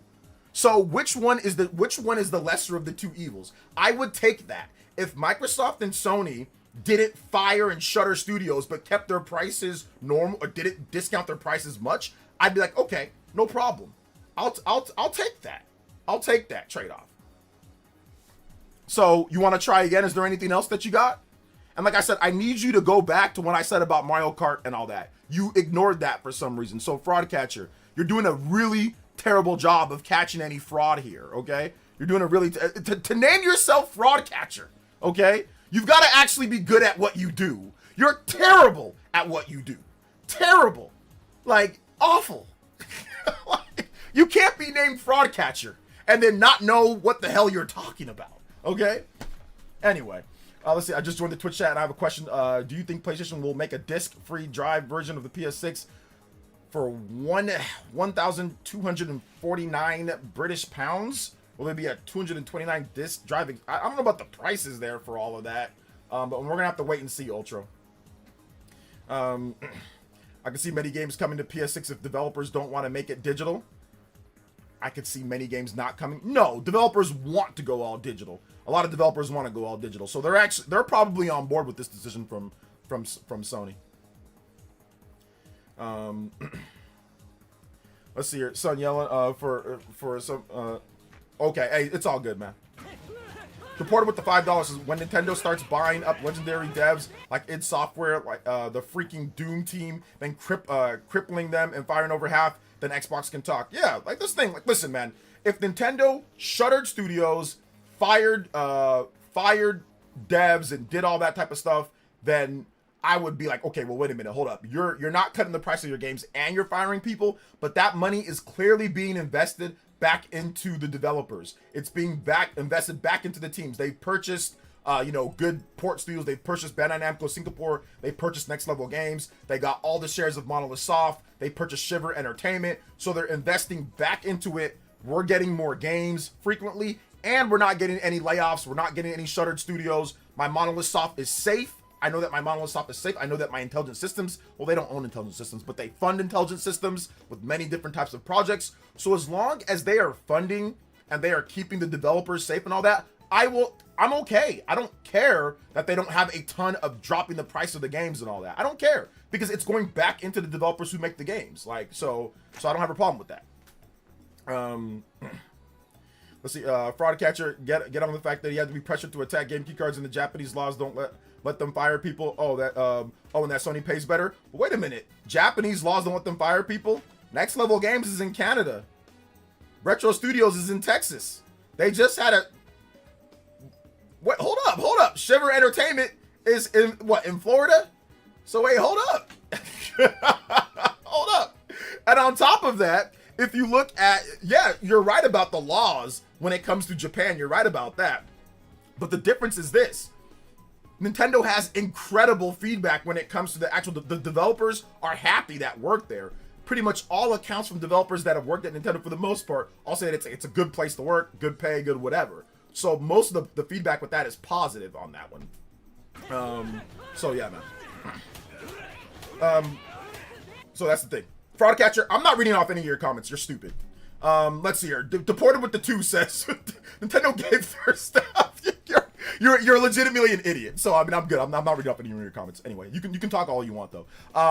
Let's see here. Nintendo gave their staff a 10% raise. Well, that was in 2023. That was not recently, but they did do more salary increases here and there. But yes, 2023 they did give their people a raise. So yeah, a 10% raise. So yeah. Thank you, Deported with another 2. And shout out to Deported with another 5 as well. I appreciate that. Thank you. Let's see here. Please answer your question. I already answered your question. When do you think the PS6 launch will cost in the US and Canada? I'm not sure when it's going to launch. I don't know how much it's going to cost. We already went over that, Ultra, though. I mean, I said potentially $1,000 for it. Maybe it's 2028 launch. Maybe it's late 2027, 2028 launch for it. So we'll see. Let's see here. The fact that Sony is trying to run away, doubling down on killing physical games is wild. Sony doesn't deserve a single penny for PS6 comes out. Yeah. Thinking back to the Wii U days, depression for years. Fast forward to 10 years, everything has flipped. Yeah. Pretty much. Yep. So why Nintendo games never go on sale? Sony and Microsoft deep discounts. Their game IP don't hold value. Wish they could discount game by 33%. I mean, well, the thing about it is that he wasn't asking why. He was saying I should be angry, like the internet should be angry. But like I said, he's a moron, because the trade-off of other studios is layoffs, problems, blah, blah, blah. We've seen Ubisoft discounts their games. Ubisoft is run horribly when it comes to things. We've seen developers hate working there. We've seen developers fired. We've seen teams shuttered. We've seen what happens at Ubisoft, but you got your discounts, right? Good for you. We see what happens with all these other publishers and developers that have crazy amounts of discounts and stuff like that. Most of them do not want to discount their game that much. Some of it is out of necessity that they have to, because nobody's buying the game like that. Now, Nintendo does have some games where they could discount more often. They can feel like it, but they don't feel like it. That's their own thing. And once again, as long as they're not shutting down studios, as long as they're not shuttering retro studios and shuttering studios down, and as long as their employees are happy working there, I don't have a problem with that. If that's how they sustain their business to where they can, absorb any bad times that happen, like the Wii U times or all that, that's fine by me. I don't care, Let's see here. You can only choose one. Bayo 4 or Astral Chain 2. Astral Chain 2, because we already got multiple Bayonetta games. So we have 3 Bayonetta games. We only have 1 Astral Chain game. So I would say Astral Chain 2, just because we have 3. So you have to look at it like you can only choose one for the rest of the time, right? And that's all we get. It would be Astral Chain 2, because we have 3 Bayo. We have 3 Bayo games, and her story kind of ended. I mean, yeah, it didn't end, but it ended, right? So Astral Chain is still up in there. There's still unsolved mysteries, when it comes to that. Nintendo recently shared that they have a new building being developed for more game in development. They kept hiring people yearly, developing games from older series. Yep. Yeah. Let's say I think too many people highly underestimate the devastating cost of brain drain. They really should be high on gamers' list of importance. Brain drain. What's that about? Shout outs to Attack of the Backlog. That was a good question, though, man. That was a good question. Thank you for that too. That's funny, man. I mean, yeah, I think I'd have to go with Astral Chain, man. Astral Chain 2. I think I'd have to go with that. Man. Yeah. Also, by the way, you got a nice sale on Doom: The Dark Ages, right? The Fraud Catcher. That was a great sale on Doom: The Dark Ages. Yeah. What happened to id Software? But you got your discount, right? Good for you. You got your sale on the game, right? So I guess you're completely fine, right? But you got your sale, so it's okay, right? You got your sale on Doom: The Dark Ages. You got your sales on Doom Eternal. You got your sales on Doom 2016, right? You got your little cheap games. But, I mean, they got gutted in the process. But, I mean, you got your sale, though, right? So, everything's okay, right? Deported with the, let's see here. Deported with the 2. Says Nintendo first-party physical games. Appreciating asset, yeah. No, that's not what you're saying. No, that's not what you're saying. You haven't made any sense yet, bruh. You're just here to You're just here to you tried to pull a whataboutism. You tried to pull a it's a hypocrisy, and you failed miserably. You failed miserably, and you didn't even answer any of the stuff that we retorted towards you, like the like the failings of Microsoft when it comes to firing thousands upon thousands of people, gutting id Software. You have not responded to any of that. You've done nothing. You're just an idiot. I mean, and that's okay. Like I said, it's okay. You come every now and then. You come here, and I said, the only reason why I like you because like people donate and people like it when I roast people like stupid like you. So I don't mind you being around. Like I said, you're not smart, and that's okay. But like you don't ever actually retort what they said. You don't actually retort anything that anybody says. You just keep on complaining about things. You're not here to actually have any real conversation. You're just someone that's not very smart that thinks that you are. So it's okay though. Let's see. Nintendo first party physical games appreciating asset. Yeah, it really is. It's an appreciating asset. It gets better and better. Let's see here. Both Microsoft and Sony don't care about their devs based on what I've seen. Yeah, I mean, like, do you think Microsoft and Nintendo doesn't care about us? Okay, fine. Nobody said that they do. Microsoft and Sony don't care about us either. Like I said, you don't got any real, what's your point? Like, what's your point? Microsoft and Sony don't care about us either. Okay, nobody cares about us. So what? You've said nothing. Nothing that you've said is worth of any value, bro. Let's see here. Kirby looks so chilled out. My boy Kirby's chilling. See, the thing is, game key cards aren't that great. We've all complained about game key cards. Nobody here likes game key cards. So once again, what are you bringing up that's of anything? Would you rather which one's worse, a game key card or 3,000 people losing their job? Like, legitimately, which one's worse? Are you more upset with the game key card, or are you more upset with 3,000 people losing their job? That's on top of like 1,000 people the year before, and like another 1,000 people the year prior to that. Which one's worse? Should we sit here and we should be just as mad about a game key card over id Software being gutted? Okay, let's just move on, bro. Move on. Let's see here. I think Steam's business strategy is also good, and they have a deep discount sales events, and for consumers, many new games are being included. Although they charge higher commissions than Epic Store. Steam doesn't make anything. They just own a platform. So they barely make anything. And when they do make something, it's expensive as hell. How about their hardware? Their hardware, the Steam Deck, how about that? Yeah, expensive. How about the Steam Machine? How about that? Yeah, expensive. How about their failed hardware? How about when they licensed out the Steam machines to other people? Yeah, that was a flop. How about their first Steam controller? Yeah, that was a flop. How about the Steam Link? Yeah, that was a flop too. You know what I'm saying? So Steam is good for their deep discounts on things, but that's about it. That's what they're good for. Where's Half-Life 3 at? They don't make consistent games or anything. So bringing them up in comparison to Microsoft and Sony or Nintendo, I mean, I get it. They have a platform where you can buy games, and it's good for that, and that's cool. That's cool and all that. But I mean, Steam is not in the same category as Microsoft, Sony, and Nintendo. So there you go. And they have zero physical whatsoever. They have absolutely no physical at all. Steam doesn't. So don't get me wrong. It's a good platform. It's good, but I mean, it's a separate thing, in my opinion. And when they did try to do stuff like Microsoft, Sony, Nintendo, they got absolutely cooked. Look at the Steam machine. It's $1,000 with no controller. If you want a controller, you got to pay. If you want a controller, you got to pay even more for that. I mean, you got to pay well over $1,000 for a controller. So like they don't even give you a controller for $1,000. So I mean, I'm not gonna serenade Steam with like all sorts of stuff, but they do have deep discounts on their games. But Microsoft, Sony, and Nintendo also have deep discounts on random third-party games as well. I bought Cyberpunk for $17 on the Switch 2 digital. I bought Final Fantasy VII Remake Intergrade was $13 just recently. Final Fantasy VII Rebirth was like $29. So there's also third-party deep discounts on all the platforms. Steam has it, Microsoft has it, Nintendo has it, Sony they all have deep discounts for random third-party games every now and then. Let's see here. Let's see here. Deported with the 2 says the id gutting is bad for the entire industry. Yeah, it's not good. It's not good, but at least you got their game for a deep discount, right? I think I got Doom Eternal for $5. So, I mean, I feel it's okay that they got gutted because I got Doom Eternal for $5 on the PS4. So, is that fraud catcher a sock account? Yeah, he's just a fraud weirdo that comes every now and then to complain and like be wrong. I easily refute what he says, then he leaves. I mean, he's not anybody of importance. JD with the subscription. Thank you so much, JD. I appreciate that. Sun Rash with the subscription. Thank you so much, Sun Rash. I appreciate that.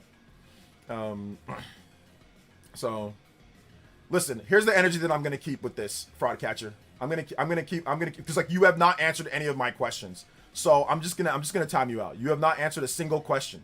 So I'm gonna time you out for 30 minutes. So I want you in this 30 minutes, if you stay here, I want you to answer my actual questions. You have answered nothing, but you keep asking. So I'm not gonna give you any more attention. I've asked you questions, you have not answered any of them. You simply just brushed it aside. So I'm just gonna time you out for 30 minutes. So will I keep the same energy? I'm not gonna answer until you answer my questions. So go ahead and answer my questions. Take your time. I'm gonna give you 30 minutes. Okay? I'm gonna give you 30 minutes. Or if you want to come back on an alt, come on an alt and just say, hey, I'm fraud catcher. My alt's fraud catcher. And I want you to answer some of the questions that I asked you. So I'm not answering any more of your questions. Moving on. Let's see here. The fraud catcher guy is so weird. What's his problem? Like I said, he's just a weirdo that just comes here every now and then to complain about stuff. He's like I said, listen, guys. Listen. I don't want to be mean. But like, you know, not everybody is, you know, people have certain mental stuff. And I'm almost positive fraud catcher has one of those things across the broad area of things. I'm almost positive he does. So I think he needs a timeout. He needs a timeout. Sit in the corner. Timeout. Kevin with the $2 dono. Thank you, Kevin. I appreciate that. What's up, OJ? How can I get any music from Legend of Dragoon? I appreciate that. Yeah, you can get Legend of Dragoon music. I got you, man. He's literally answered not a single question. Not a single thing. But he keeps on asking questions. Keeps on making statements. It's stupid. Like I said, he comes here every like month and a half or 2 months whenever there's some type of things that he wants to try to prove that there's hypocrisy. He's just, like I said, he's a weirdo. Anyway, moving on. Let's see here. Let's get this next one. Kevin with the 2. Legend of Dragoon. Legend of Dragoon. I have not seen him catch a single fraud. Like, I have not seen him make a single... Like, since he's been here for like a year, he's been doing this or so. So, yeah, like I said, he's just, like I said, terminally online weirdo. He's not anybody important. I'm surprised that I even gave him that much time today. Let's see here. The third-party future looks great for Nintendo. That's the one reason why I'm fully beyond the Switch line. It's likely they'll continue Switch model after Switch 3 to be able to play Switch 1 games. It's too early to tell that Switch 1 will be supported like on Switch 3. I mean, probably, but it's a little bit too early to tell. A little bit too early to tell. Rockcatcher needs to give his mom back his phone. But, I mean, nah, he's an adult. He's an adult, and like I said, he's like I said, just terminally online adult that spends his time looking to see if he can try to catch people in hypocrisy, and it doesn't work. You know, so. He's just weird. No point in going on anymore. Like I said, I just like to argue with people because it's funny. Like guys like him, every now and then he comes through and I just like body him and then he retreats back to his hole. So it's okay. Oh, he's definitely an adult. He's not a kid. He's not a kid. Kids don't have the capacity to make those type of. They don't have the kids like teenagers and kids don't have the capacity to speak the way that they do. I trust me. I know communication. And I've been on the internet for a long time. These type of I gotcha, that comes from an adult. That comes from an adult that has a little bit of history within the industry. It does not come from a kid that maybe the first generation was PS5 and like he just grew into it. It comes from somebody who's an adult and has been around for at least a generation or two. Somebody who's maybe like a young adult or maybe like, you know, like I said, terminally online people that go around and try to think that there's like they know better or look for people that are fans of certain consoles or fans of certain things and try to catch them in things, you know, like it's an adult. It's not a kid. Trust me. It's not a teen and it's not a kid. They're an adult. They're probably like late 20s or 30s. They're definitely in that demographic. It's not a kid for sure. Kids, tweens do not care about this type of stuff. They don't, trust me. I have a daughter who's 14 and I see how the kids act. You know, she's going to high school and like I've been around the kids and they don't waste their time doing this type of stuff. Like a lot of like let's say under 18, they spend their time just playing games. They'll be on TikTok, they'll be on other places like trying to catch people on things. But they're not on hardcore gaming streams like this. They're not doing stuff like that at all.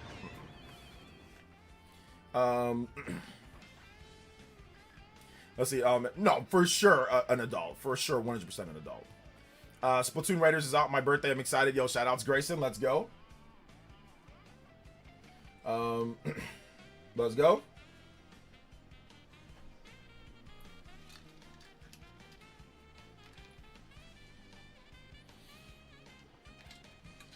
So,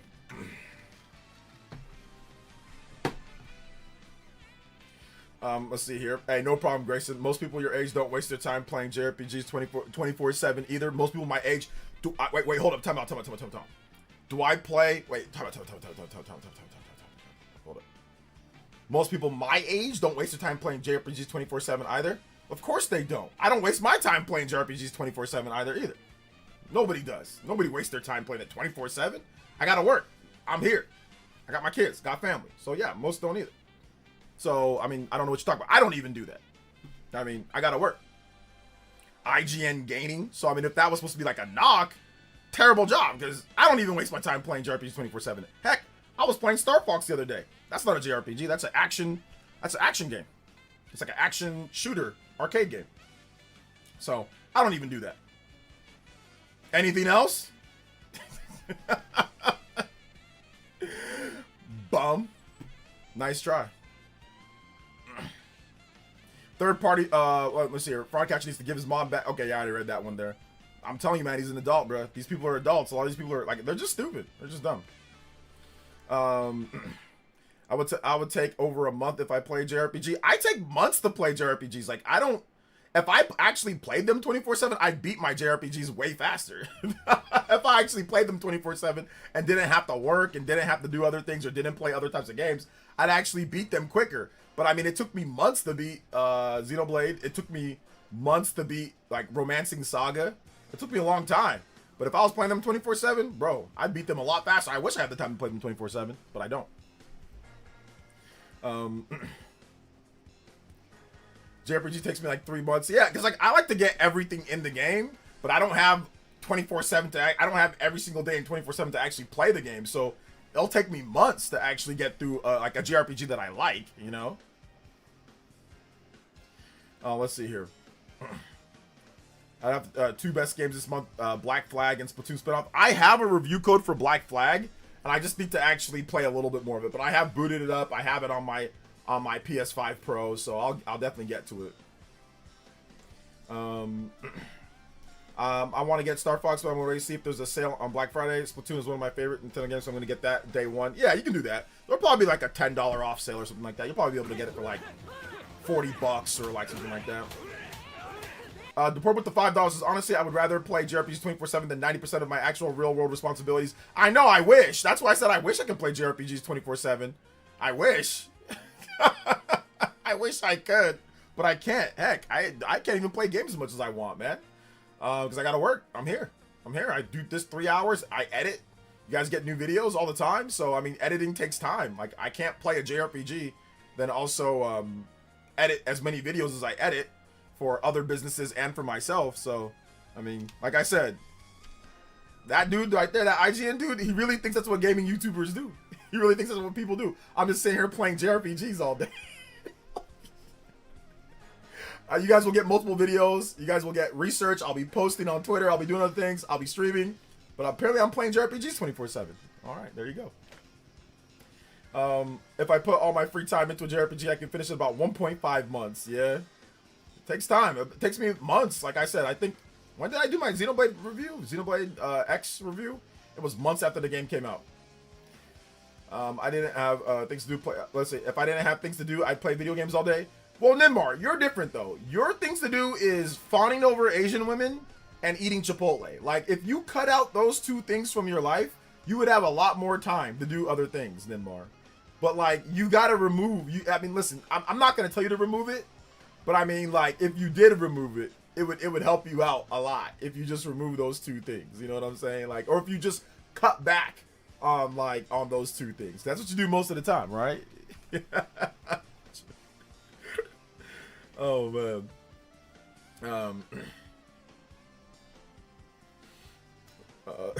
How much FPS do you think games like Lies of P and Metaphor will have when they come to Switch 2? Yeah, good question. So we've already covered that a little bit if you watch the videos. So Lies of P, well actually no, not Lies. I think we covered Lies of P. Yeah, that looks like 30 FPS from the trailer. That looks like 30 FPS.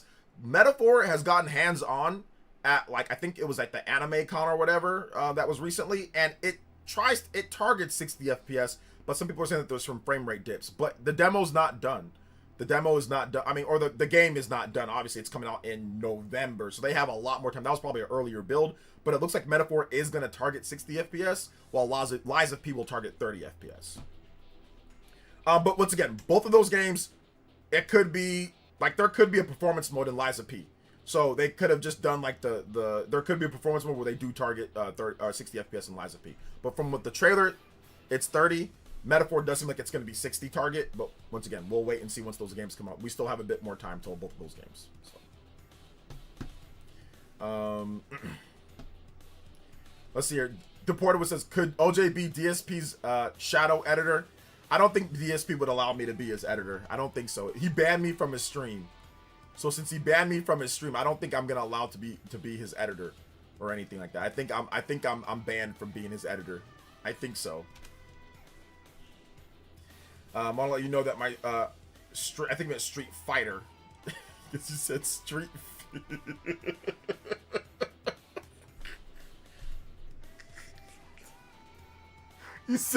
You said Street Finger 6.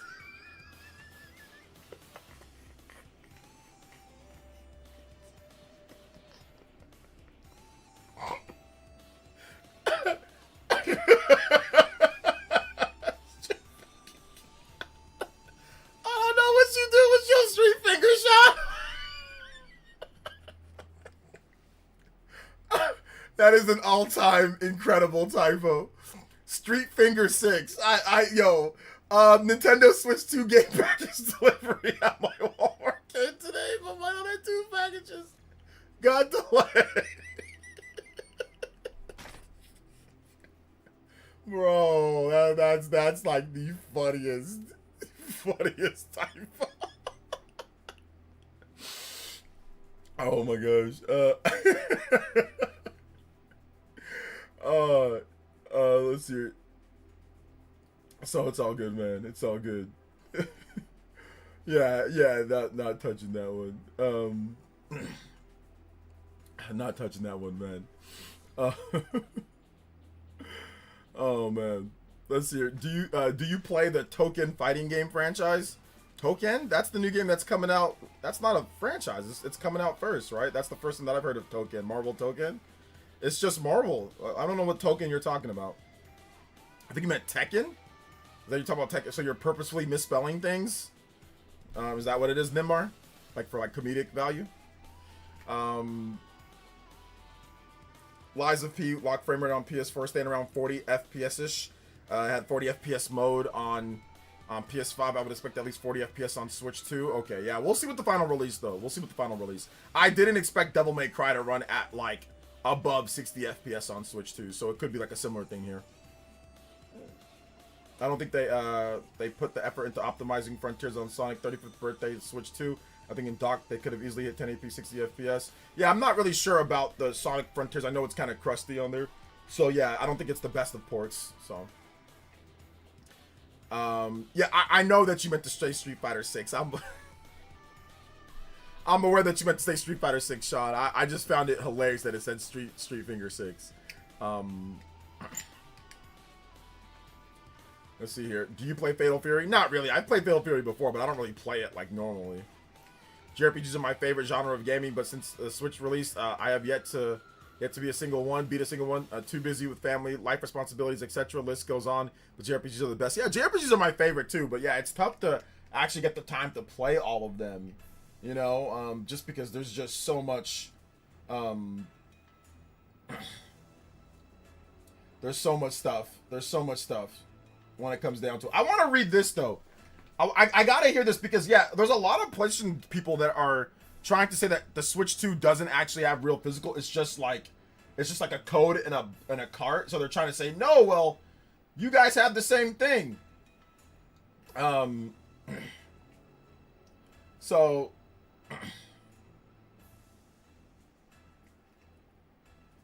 I think he's trying to say that. So, but no, it's just game key cards don't have the actual. He's talking about. Don't have the actual thing. Like a game key card will be labeled game key card. So for those who don't know, I think this guy curses, so I'm not going to say it, but for those who don't know, if a game is a game key card, it's going to show game key card across the bottom of the box. So if you have to download the game, although once again, it's not tied to the eShop, it's not tied to an account. It's tied to a server that they have that just has the games. It's not tied to the eShop. It's not tied to your account. You can let someone borrow this game key card and they can play it. You can let 5 million people borrow it on their Switch 2s. And every time that they put the card into the Switch 2, it's going to prompt for the download. So it's just a prompt. It doesn't even take you to the eShop. It just essentially just goes, you want to download the game? And you just say, yeah. And then it downloads the game. It doesn't even take you to the eShop. You don't go to the eShop when you get a game key card. A physical cartridge for the Switch 2, it's not going to say game, it's not going to have this game key card thing. It's going to have a normal box. So that's how you know the difference between the two. That's how you know the difference. A game key card will tell you that's a game key card. A non-game key card will not tell you. Sony and Microsoft played a little bit differently. If they have a game key disc, it'll just say internet required, like in a small little square on the front or on the back. It'll just say internet required. So for example, Assassin's Creed Shadows, Indiana Jones, there are a number of game key discs that are on PlayStation and Xbox where there's like, you have to just download the game for it to work. Star Wars Outlaws is another one of those games. And it'll just tell, like, there's like a little square that just said internet required. They don't have like a name for them. They don't have like a disclaimer, like a big disclaimer that you can tell. It's very different. Nintendo actually made a name for them and actually said, we want to give you the full details. This is what it's called. It's very different from the regular games. Sony just says they don't really have a name for them. They're just physical games that where you require a download, you know?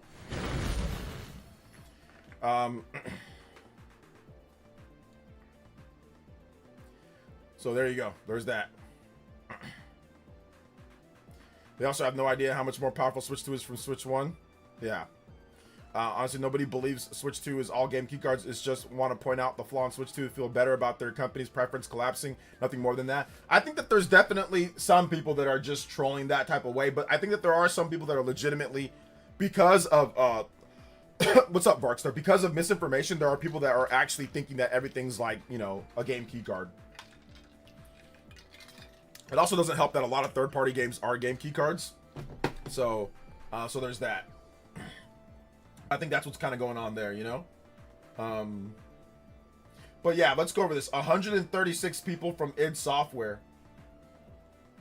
136 developers from id Software. Pretty much evaporated. Gone, you know? Give me 1 second, guys. I'm going to turn on the air conditioner. It's getting kind of hot. So I'm going to turn that in. So give me 1 second.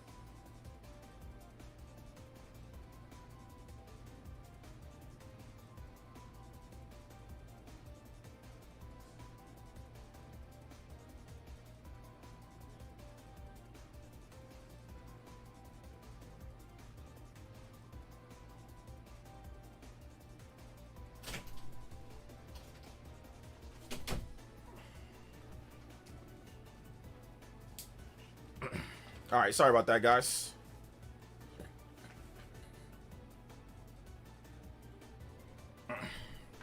AC turns on with voice acting. So you got boost power.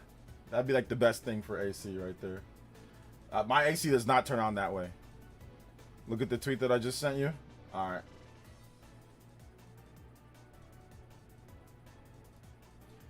Superhero Wolverine. PlayStation watching over all these associates accounts getting cooked whenever they post a tweet. Yeah, I mean, yeah, I've seen that. People are, anytime that they post a tweet, people are going absolutely crazy on Sony on Twitter and all that. So it's not going anywhere, guys. I mean, it's just, but Sony's not backing down, man. I think they're gonna go through with it, you know. But no, I see what Varkster's saying too. Varkster's saying that, you know, people know they're just upset about like their favorite company imploding or something like that. Like, I think that's what's going on right there, you know. So, how much was the chair? I don't remember. I don't remember how much it was. It's a Secret Lab chair, so you can check the prices on Secret Labs. They have varying prices, but I don't remember. A couple $100, $200, $400. I don't know. I don't remember. Do not remember. But yeah, id Software. The update from Shinobi was 136 employees have been laid off from id Software. A large majority of the studio. But you got your $5 game, right? How much is Doom the Dark Ages? Hold up. Let's take a look at Doom the Dark Ages. Doom the Dark Ages. Let's go to shopping. Oh, look at that. Doom the Dark Ages. You can get it for... You get a PC. You can get a PC code for $20. Yeah, man. Totally great. Get it $50 at GameStop, so you can get a good discount on there. You can get it for $27 on PC. You can get it for $34. So there you go, man. You got your discount there. So good stuff. Moore Law said that they could reverse it. Jason Schreier said that they're not going to reverse it. No offense to Moore's Law or whatever his name is, but that guy's not credible compared to Jason Schreier. Jason Schreier is 5,000 more times credible than Moore's Law is dead. A million times more credible than that guy. So Jason Schreier says that they're not going to change it, and I trust Jason Schreier and his analysis of the industry over Moore's Law is dead. Sometimes some of us make mistakes with our spelling, and my other two packages got delayed, like Sonic Cross Shadow Generations and Switch Team Micro. Oh yeah, I know. I just thought it was funny, Sean. Don't take it like, I know people make mistakes sometimes, but I mean, like, I just thought it was funny. I'm not mad or anything, or like, I get it. I made mistakes too, but it was just hilarious to me. Well, if Big Nose Jason is correct, then Sony is not backing down, and they think that their audience is stupid. I mean, I don't think they even think that their audience is stupid. They just know that a lot of people buy digital only, so they're banking on people just buying digital only and having the power of PlayStation, you know. So that's the thing. And you've got this guy this Derek Strickland guy who keeps on damage controlling for Sony every single day. Like, one thing I think that people are forgetting about Sony's plans, this are being replaced with another retail product, game codes, etc. So the arguments that Sony wants to cut out the middleman, that's not true. They just want more profits on each sale whenever is possible. Listen, this is uncontrollable damage control. You moron! I'm sorry, I don't want to be mean. He's another. Why would someone go into a store to buy a download code in a box? That will cut out the middleman. The download code in the box, they do not get 30% of that sale. What do you mean? Yes, they are trying to cut out the middleman. What do you mean? That is cutting out the middleman. That is cutting out the middleman. They don't get 30% of that sale. You're saying to try to get more that is cutting out the middleman. That is literally cutting out the middleman. What are you talking about, bro? Who's gonna go to a damn game store to buy a download code in a box? It's a slow, painful death of that is cutting out the middleman. You are cutting out the middleman because a lot of stores might not even take your download codes. They're not going to sell those that much. People aren't going to go to a store to get a download code in a box. Are you crazy? They are cutting out the middleman. These damn bro, just call a spade, bro. Just call a spade, bro.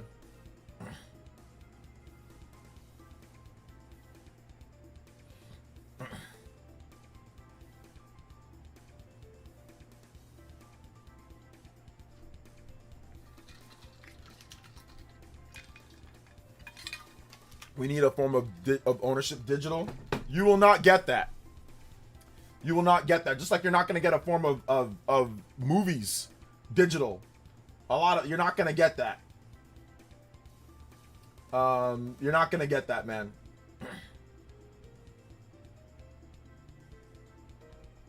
You're not going to get that, man. Digital only crowd certainly isn't buying that. Physical buyers aren't. Yeah, like, why would a physical buyer go into a retail store to buy a code? Maybe a physical buyer wants the box. Oh, I got the box. Okay, you got the box on the shelf. Okay, maybe that's why a physical buyer would do that. Like, you got a box on a shelf.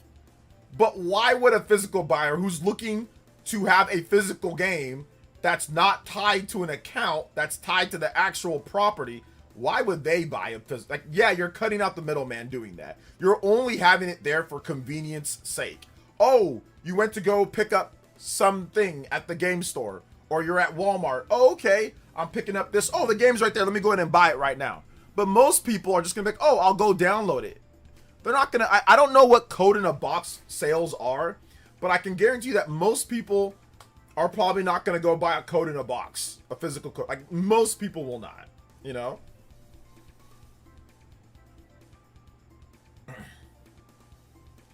So most people are definitely not.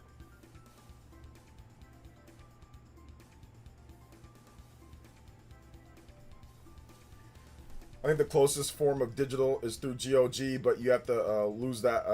But you have to lose that file. You have to connect to the internet, sign into an account. Yeah, I think I've heard GOG is pretty good when it comes to like ownership of games or like offline, like no DRM and things.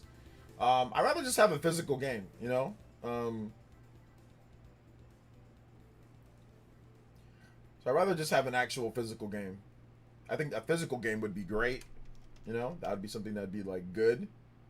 But you know, physical's not cool anymore, man. Nobody likes physical anymore. Everybody likes digital. Not without government intervention. They might mandate if they see it as a monopoly. You can see looking into it. It blew up so much they have been seen now. I mean, it's definitely possible, but I don't know. Not here in the U.S.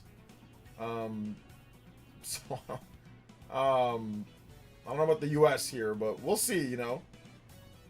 We also have the Crew Motor Fest coming over to the Switch too, you know? The only one I can see is if they, if the be key cards have some kind of resale value. Yeah, I mean, they could, even if they did game key discs, but they don't want to manufacture the discs at all. They don't want to actually manufacture anything. You know, you could do a game key disc. I don't know how much cheaper a game key disc is than an actual Blu-ray though. Like, I don't know how much cheaper it is. They could do that, but once again, like, that would be off the internet and it's not installing off of the actual disc itself. So people wouldn't like that, just like they don't like game key cards. So there you go.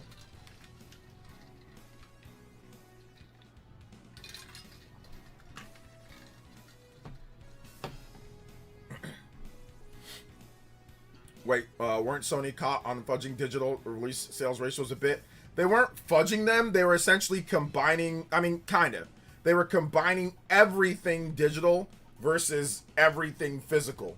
They weren't giving nuance to it. So it's like, oh yeah, they're combining DLCs that are not physical. They're combining games that are not physical, like Fortnite and games like that. I mean, Fortnite does have a physical copy, but most of it is either a download code in a box or like that very rare initial Fortnite physical. I mean, most people don't have that. People just download Fortnite. So they're counting Roblox and Fortnite and stuff that's mainly, you know, digital, that don't have real physical counterparts. They're counting all that versus the physical. And they don't give the data of games that have physical versus games that have both. And they don't give the data for like first party, like big major AAA games, like, or like big AAA third-party games. They don't give that data either. So they're tilting it all towards, oh, everything's digital, while not giving nuance data, you know? Yeah, just like weird. They're doing a few different things there, you know? So yeah. So that was the problem when it comes to that, you know?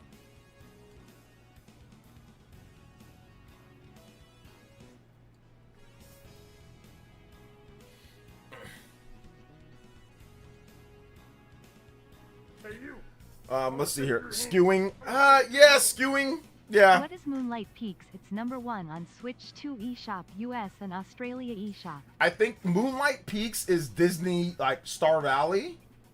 So it's that Disney's Dreamlight Valley or something like that. Isn't it? Wait, no, that's not that. You said Star Peaks?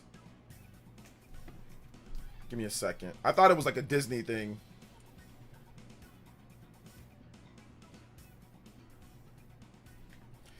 Have you got the time to talk? Nintendo's chance to pull the countless customers moving away from Xbox. Yeah, I'm gonna make a video about that, but we did discuss like it's time that Nintendo needs to like strike now, like, and talk about like what they do.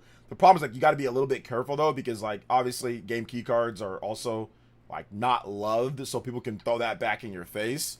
So they got to be nuanced with it. Okay, here we go. Moonlight Peaks, Nintendo Switch 2 edition. I have no idea what this is. Moonlight Peaks, supernatural game. Let me take a look. What is it? It shot the #1. What is Moonlight Peaks? Moon.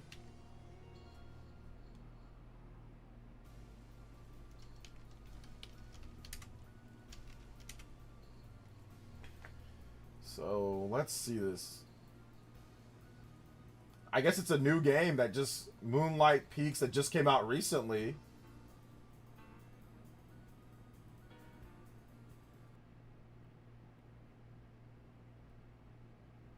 It's like a cozy game.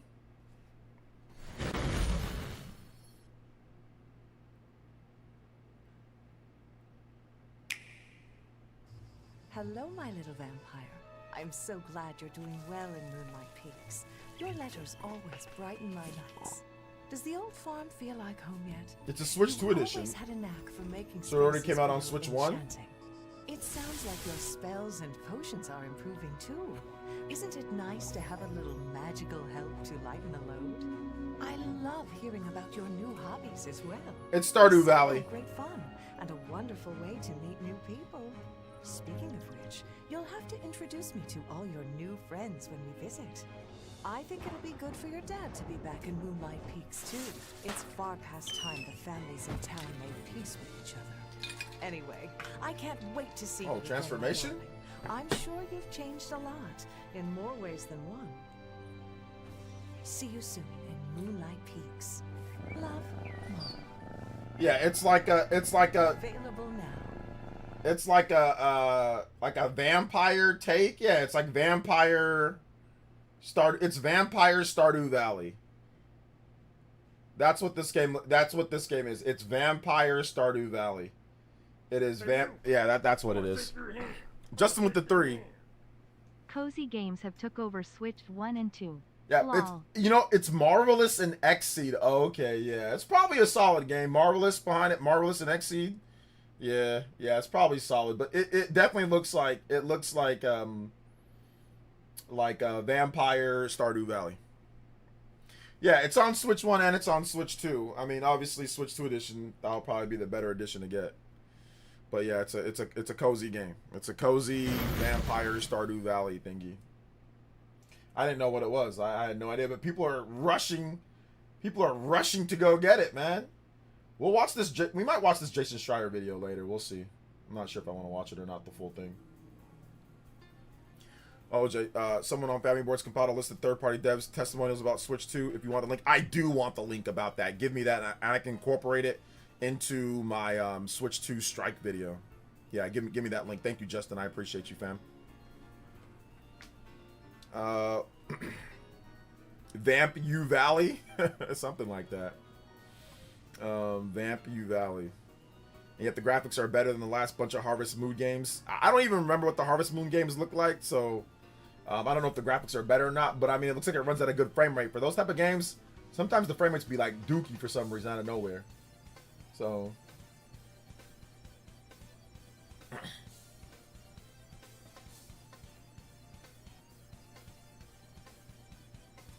there you go. There you go on that, man.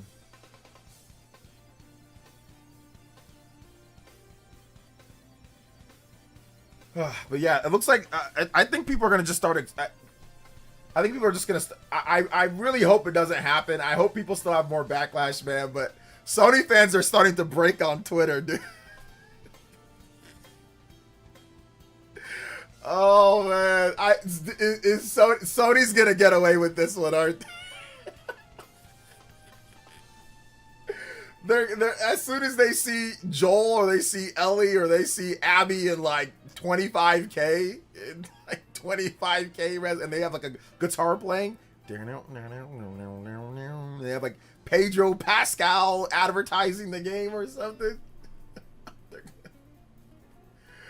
Oh, as soon as they see 17K resolution and like, I don't know, like Aloy and like 17K, they're gonna break and they're just gonna be like, I need it! Stop willing that. I'm not trying to will it into existence, man, but I'm seeing on Twitter and I see a lot of the Sony accounts that were negative all of a sudden like, well, they're gonna break, dude. I'm not trying to do it. They're gonna break. Oh my gosh, they're gonna break. Dude, if I was running Sony, I would make Wolverine all digital, get them used to the future.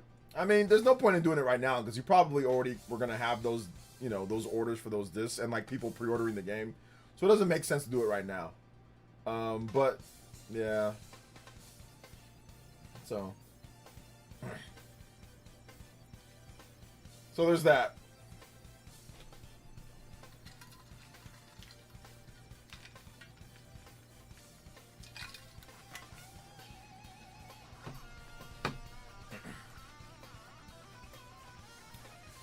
Let's see. Okay, so yeah, I saw it on there. Thank you, Justin Other Arts. Appreciate you, fam.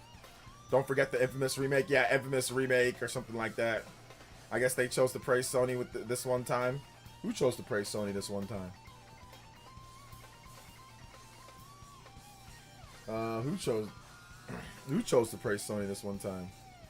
I mean, we'll see. Like I said, we'll see. I think there's a lot of Sony fans that are just going to move over and not care, and I think there's a lot of Sony fans that are just eventually just going to get used to it because like they just love Sony video games so much, you know. They just really like Sony's games. There are going to be some people that take a stand, don't get me wrong, you know, but I don't know what the amount of those people are going to be going forward, you know. I'm not sure. Intergalactic's definitely digital since Naughty Dog is taken until PS6. Yeah, I think it's gonna be 2028. We'll see though. We'll see what happens there. You know. Days Gone 2 would be a good move. To be fair, Days Gone 2. I mean, I don't know. I know they said that the first one didn't do as well. Like it needed to be discounted. So I don't know if Days Gone is ever coming back. I think Sony Bend is working on a different game. Like on a. They might be working like on an Uncharted game or something like that. So we do have some more breakdowns of digital versus physical that people are putting up on Twitter and stuff. Apparently, United Kingdom physical is 55% compared to digital being 45%.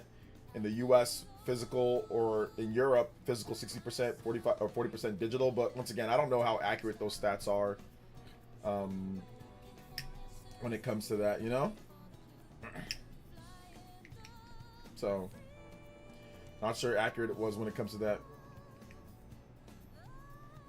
Some people are buying Switch too, man. Some people are. I'm seeing a lot of people saying, you know, F Sony, I'm gonna buy, and they're like actually showing their Switch 2 purchases. Like this guy on Twitter right here, Edmeyer, just popped up, said, I'm buying a Switch. Like I've seen actually multiple posts, but once again, even if I see 1,000 posts or 2,000 posts or 3,000 posts, that's a drop in the bucket compared to how many people, you know, are gonna probably buy, like, you know, that are excited for PS6, you know. Daniel says, I think many will stay on PS5 and not go to PS6. That's a possibility as well, because once again, like, what is the value proposition of the PS6? We don't know that yet, and PS5 is gonna get a long cross-generation situation, you know. Buckster with the big 50. Aussie, Aussie, Aussie, oi, oi, oi, oi. Yo, thank you for the big 50, man. I appreciate that. And he says, definitely seems to be some good word of mouth happening for the Switch 2 outside of the trolls ever since the big direct, especially after the sour news from the other game companies. I do feel the trend in goodwill spiking. I think the trend is definitely there, but they, like I said, I think right now in Vargster, you know, I'm going to make my video on it. I think you'll love this video that I'm doing coming up. I'm going to make my, like, this is time. Like, if there's ever a time for Nintendo to be cutthroat in what they do and what they announce, now's the time to get it done. Get it done now and put the, you know, put that fear in people right now about, like, or put the fear in Microsoft and Sony, like, hey, we've got something so good over here. You've got the technological advantage over us, but we've got so many games that we're going to blitz these people with games. But they know, the thing about it is that Microsoft and Sony know that they're not going to, like, Switch 2's not going to be able to run, you know, the certain big third-party games to the ability that they're going to be able to run it on their systems. Like, they're going to be able to easily squash Switch 2 from a visual standpoint from the big third-party games, which more third-party games come out than first-party games, right? So I think that's the thing that Sony and Microsoft are banking on, but they're also banking on the fact that Nintendo also is kind of like a separate entity or like a separate thing, right? So yeah, so what if the Switch 2 does so well? So what? I mean, we had the Wii that cooked our systems. We had the Switch 1 that also cooked our systems. The Switch 2 is kind of cooking our systems right now, and so if it does, it does. Oh well, you know. Excuse me. So I think that's what Sony and Microsoft are kind of banking on. They're also banking on that. So, but we'll see. We'll see. Let's see. Oh, forgot. Right. Forgot Mario Kart Mobile is shutting down. Yeah, Mario Kart Mobile is shutting down. And I don't care. Mario Kart Mobile is shutting down, and I forgot to care. You know what I'm saying? Like, I legitimately forgot to care. But yes, it is shutting down, which is, I guess, you know, like, it's, I guess, fine. Oh my gosh. So yeah, it's shutting down. Party Man, how does Party Man feel about that? Dan Dips says Bethesda Game Studios laying off Austin employees, apparently 22 positions. Bethesda does have some layoffs. The reason why most look at 1K price and say that it's good if PS5 and PS6 just a graphics upgrade. Well, I mean, that's what it's going to be. It's just going to be a graphics upgrade. It's just going to be a graphics upgrade, and it's going to be like, they're going to have other features like AI built into the systems too. So there's going to be that. The reason why so I'd rather play on the Switch. They can continue to offer physical games. Yeah, and there's going to be some traditionalists that also like rather play on Switch. But, you know, unfortunately or fortunately, depending on how you look at it, like, I think that Nintendo, for a lot of people, might just be like secondary system, which is fine. But the thing about it is that what's going to be the harder thing for a lot of people is actually getting them to buy not because of Nintendo, but because of the PS5. I think the PS5 is such a good system, and it's going to have such a big cross-gen period that it's going to be like, well, why do I need to buy a PS6? Oh yeah, it looks better, sure, but like, games play fine on the PS5. So I think that's going to be the big thing. Yeah, sure, Switch 2 is going to be, it's going to be there, and people are going to buy it. Definitely some people are going to migrate over, but it's like, well, wait a minute, PS5 is good enough for me, you know? So I think there's going to be that too. They're saying it is what it is. Also, I did comment on your tweet about Ever Crisis, asking what makes you think it'll get the same treatment of FF Brave Exodus got. Well, they've been doing it multiple times though. They did with Octopath Traveler, they did it with Brave Exodus, so they've already done it 2 times in a row now. I'm pretty sure they're going to do it again here. Mario Kart Mobile, pour one out. Nothing of real value was lost. Honestly, nothing of real value. I played Mario Kart Mobile like 1 or 2 times, and I'm like, yeah, I'm out. I mean, it had a pretty cool, like, they had like a lot of outfits and stuff like that. I mean, they had like RPG elements, which was kind of cool, but the game itself was just kind of, you know, mobile. So yeah, so for me, I'm good. How's the GOAT, OJ? Am I the GOAT? I'm not the GOAT. I hope you're having a great day. I'm doing good, man. Thank you. Will you be getting the Steam Machine for review? Nah, I'm good on Steam Machine. I already have 1 and 2 because my daughter. Nice. Well, they do. They're saying they probably will do. But yeah, I'll buy the mobile.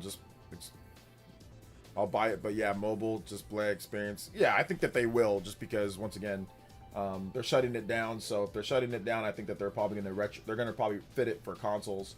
But I mean, if they don't, then I'll say, oh, look, I was wrong on that one. But I think that they are. You know, I think that they are. You know. Just my opinion. You know? Switch 2 is going to look juicy compared to everything else that's going digital. I mean, it's definitely going to draw in a certain amount of people. Like I said, I made a video talking about Switch 2 sales explode because of, you know, the situation with PlayStation. And like I said, I wasn't so sure about that because like that's what people have been. I've seen some articles and I've seen some people talking about it. But what I wanted to do is see if there was like any actual uptick in like sales trackers and things like that. And what I did see is that like the you know, it went up on the terms of distribution centers for like 40K plus for the Switch 2. That's what I did see. So I did see that there was an uptick on Amazon. So maybe that's the case. And like, for example, on Amazon bestsellers, you can see like a bunch of controllers and a bunch of stuff, but usually you only see one thing with the Switch 2. You don't see the Choose Your Game bundle, but now the Choose Your Game bundle is in the Amazon bestsellers along with the regular bundle. So now you see both of them in the Amazon bestsellers. Usually it's just one or the other, the Choose Your Game bundle or the regular 450 bundle, but now both of them are in the top 15, which that was not the case beforehand. You know, that was not it beforehand. So you can say that. Also, the Choose Your Game bundle in the new releases, that also bumped its way up to number 2 in the new releases. So there's also that. There's also that when it comes down to it. So there you go. Star Fox finally got bumped off. You have Assassin's Creed Black Flag. You have the Choose Your Game bundle for 500. So I think a lot of consumers are already getting used to buying that for that 500 anyway. But you get a game in there with that. I do want to get Rhythm Heaven Groove though. I do want to get that game. So.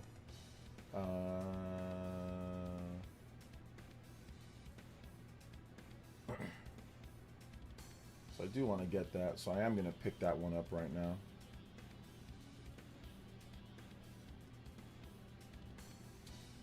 So yeah, there's that.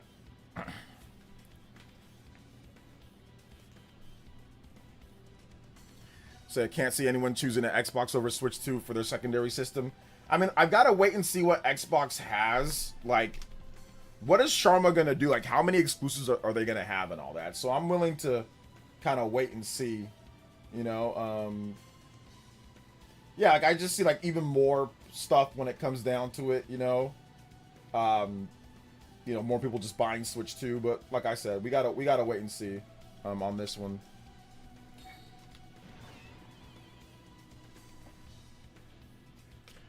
Let's see, Rhythm Heaven actually go to, especially multiplayer games, so much fun. Yeah, I thought I bought the game already, but I didn't, so I bought it right now. It'll come tomorrow morning. It's coming tomorrow. So, let's see here. I heard some people on YouTube have a difference of opinion theory on why Sony is ending this production. That doesn't mean it's the end of physical. The PS6 might be cartridge based. The PS6 is not cartridge based. That would make no sense because then they would be spending more money on games. So that makes no sense for it to go cartridge based when they just said, oh, most of our consumers are going digital.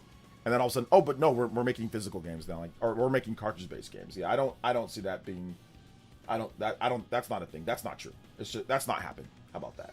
I think that's not true. That's not happening. Plain and simple. That's not a real thing. Let's see. Great afternoon, man. Hope all's well. Everything's good, man. Everything's good. Everything's good. Can't complain. Hello. All right, we got Jason Schreier's video here too, so I mean we can watch the video and see what he has to say when it comes to this. So give me a second here. He already got 100-something thousand views, so I didn't want to impede on his views, but I mean obviously, you know, he's doing pretty good with the videos, so I think it'll be okay to watch it now. Take Schreier here. You might have heard that PlayStation last week announced that it is discontinuing physical disc sales starting in 2028, and of course people were perfectly fine with that. A lot of calm reactions online, a lot of people just saying, well, okay, that's totally fine, PlayStation, moving on. No, that's not what happened. People freaked the F out. We saw a ton of outrage, petitions about it, a whole lot of people screaming that this is a horrible thing for customers. And there are a lot of negatives to this. I think that they've been detailed elsewhere. I won't rehash all of the bad parts of this decision. I think they're pretty clear. It's a problem for preservation, not having discs anymore. Digital games can just be wiped out or changed with the press of a button. Remember when Destiny was altered to remove the voice of Peter Dinklage, and now you can never play that version again? That could happen with any digital game. No more used game market, no more borrowing games from friends or trading in games with friends. There's actually one thing that I will say that really personally really bums me out about this news, which is that I am a humongous fan of libraries. And if you live in the United States, I'm speaking only about the United States, I don't really know what it's like, what libraries are like outside of the US, but if you live in the United States, chances are you have a library near you that offers you a ton of awesome services that you are not fully taking advantage of. I have 2 small children. I take them to the library very often. They get books from there all the time. We spend a lot of time there. It's nice to just spend a hot summer day inside at the library checking out books, and they always have toys and stuff. And one of the things that I've never actually used, but I know a lot of people appreciate at libraries, is that they have video game collections. You can go to a library and borrow a PlayStation game, an Xbox game, a Nintendo game without spending anything. Oftentimes it's newish games that you can just get from a library. With this move to digital, that will no longer be possible. And that bums me out for a few reasons. One, because it's like that's a helpful way for lower income gamers to get new games, but also because anything that just takes away more inventory from libraries bums me out, because libraries are already kind of critically underfunded and undersupported throughout this country. So hey, if you're watching this and you're mad about this whole situation, I implore you, go check out your library and borrow some things, because actually borrowing, the more you borrow, even though it seems like you're getting away with something by like taking books for free or games for free, the more you borrow from a library, the more support that library gets. So it's like a win-win for everybody if you go and use your local library as much as possible. But anyway, I digress. It's very clear to a lot of people why this is a bad thing. And I really think that one of the real critical flaws that Sony made here, the PlayStation made here, is announcing this change that in 2028 they're going to pivot from get rid of all physical discs and just sell games digitally or in stores with a game key code, the way that Grand Theft Auto 6 is this fall. The flaw is not coupling that with some sort of upside for players. If they had said, you know what, we're going to do this, but here's how we are going to discount those games for players. Here's why you're going to benefit from this. You're going to save more. Or here's our new program for allowing you to share games that you buy digitally, or own games forever that you buy digitally, or get refunds on games that you buy digitally. Anything coupled with that makes people feel like they're getting something out of this announcement instead of just losing a massive part of the gaming ecosystem, I think might have helped soften the blow. But no, that's where they didn't do that, and here we are. PlayStation can no longer tweet anything without getting a massive backlash, just a kind of a nonstop barrage of negative responses, to the point where I saw they tweeted yesterday a preview for this upcoming game that looks really cool. What is it called? Blood of the Dawnwalker, Rise of the Dawnwalker, whatever it's called. I'll look this up. One Take Shire over here, like I said. The Blood of Dawnwalker. Not the best name, but the game looks really cool. Anyway, they tweeted this preview, and all of the responses were about the discs, to the point where I wonder how many external third-party publishers or other developers are looking over at that and being like, so, about this plan to post a blog on our game next week, could we maybe delay that a little while? So this is having disruptive effects for everybody. So let's see, what did they say? They said they basically didn't give much of a reason. They just said as consumer preferences in the broader entertainment industry continue to shift away from physical disc to digital, physical game disc production for all new games releasing on PlayStation consoles will be discontinued starting January 2028. Blah blah blah blah blah. This transition will enable us to align more closely with how most of our community prefers to access and play games today. I mean, everyone can read that and know that it's nonsense because if you're taking away a choice from consumers, that is not aligning anyone. Even people who only play games digitally, who only buy games digitally, like this is not benefiting them in any way. I said that real quick. Let me just interject real quick. I said that there is no benefit to taking away the option. I saw, like I said, Hip Hop Gamer made the video where he said this is going to be better. No, there is no benefit. There is only a benefit to Sony. Thank you to Jason Schreier for at least calling that one out. At least calling that one. Like, there is no benefit to a digital gamer for doing this. You are not going to get anything back. You are not going to get anything more. You simply, people that like physical just simply get less. And you might get less sales. You might get less sales because the physical counterparts, there's no longer going to be that option where they're cheaper than sometimes publishers say, oh man, they're cheaper physical. Let me go ahead and put my discount too. So it only benefits Sony. Entirely beneficial move only for PlayStation, only for the people involved. And I want to get into that because I think that's an important part to understanding why this is happening, is understanding why PlayStation is doing this and understanding why it is so beneficial for PlayStation. By now you've probably seen stats online. I do think I had him on the Spawncast. I do think he might just want to go ahead and shave the rest of that hair though. I mean, like, that's the only thing that I would say. I like Jason. I think he's actually an incredible journalist. He's right and accurate. The only thing that I would say, Jason, is that, I mean, it might be time to let it go, but I like what you're doing, man. Not that that doesn't matter to me. He's married, he's got kids. It don't matter to him. Obviously, his wife can, but like, I mean, like, you don't got a bad shaped head, so you could just like shave it, or just like cut it, I don't know, but yeah. Anyway, let's continue on here. And there are a lot of stats about how game habits have changed. People are still buying physical games, but for some publishers, it's a very small chunk of their population. For example, Capcom said in their most recent fiscal results that 93% of their sales for the most recent fiscal quarter, third quarter of fiscal year 26, 93% was digital. That is largely because they're selling so many on PC where everything is digital. Not a lot of people are buying PC games on discs. I don't even know if most PC games are not sold on discs anymore. And by the way, I mean, I'm a PC gamer, so for me this is not really a relevant conversation, but I think a lot of people who do game on PC have found that the PC ecosystem and Steam offer enough benefits to being digital and enough just kind of feeling of ownership. You feel like you own your game on Steam. You feel like you can get refunds on Steam. There are enough Steam sales to make you feel like you're justified in buying games digitally. There is a little bit more of an upside, but of course, I mean, there's been a downside to that too. People have just gotten used to it.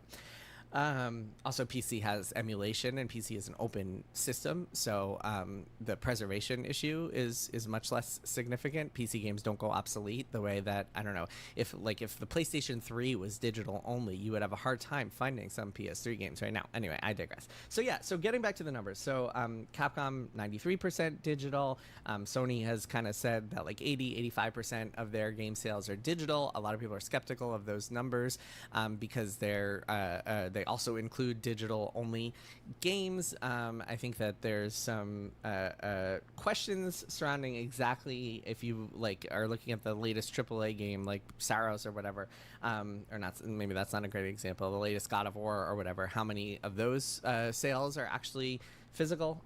One chart I saw, this is from the analyst Daniel Ahmad, shows that physical software for PlayStation is on, this is all of PlayStation is on a very sharp decline, but it's still significant. 70 million units sold last year, so not nothing.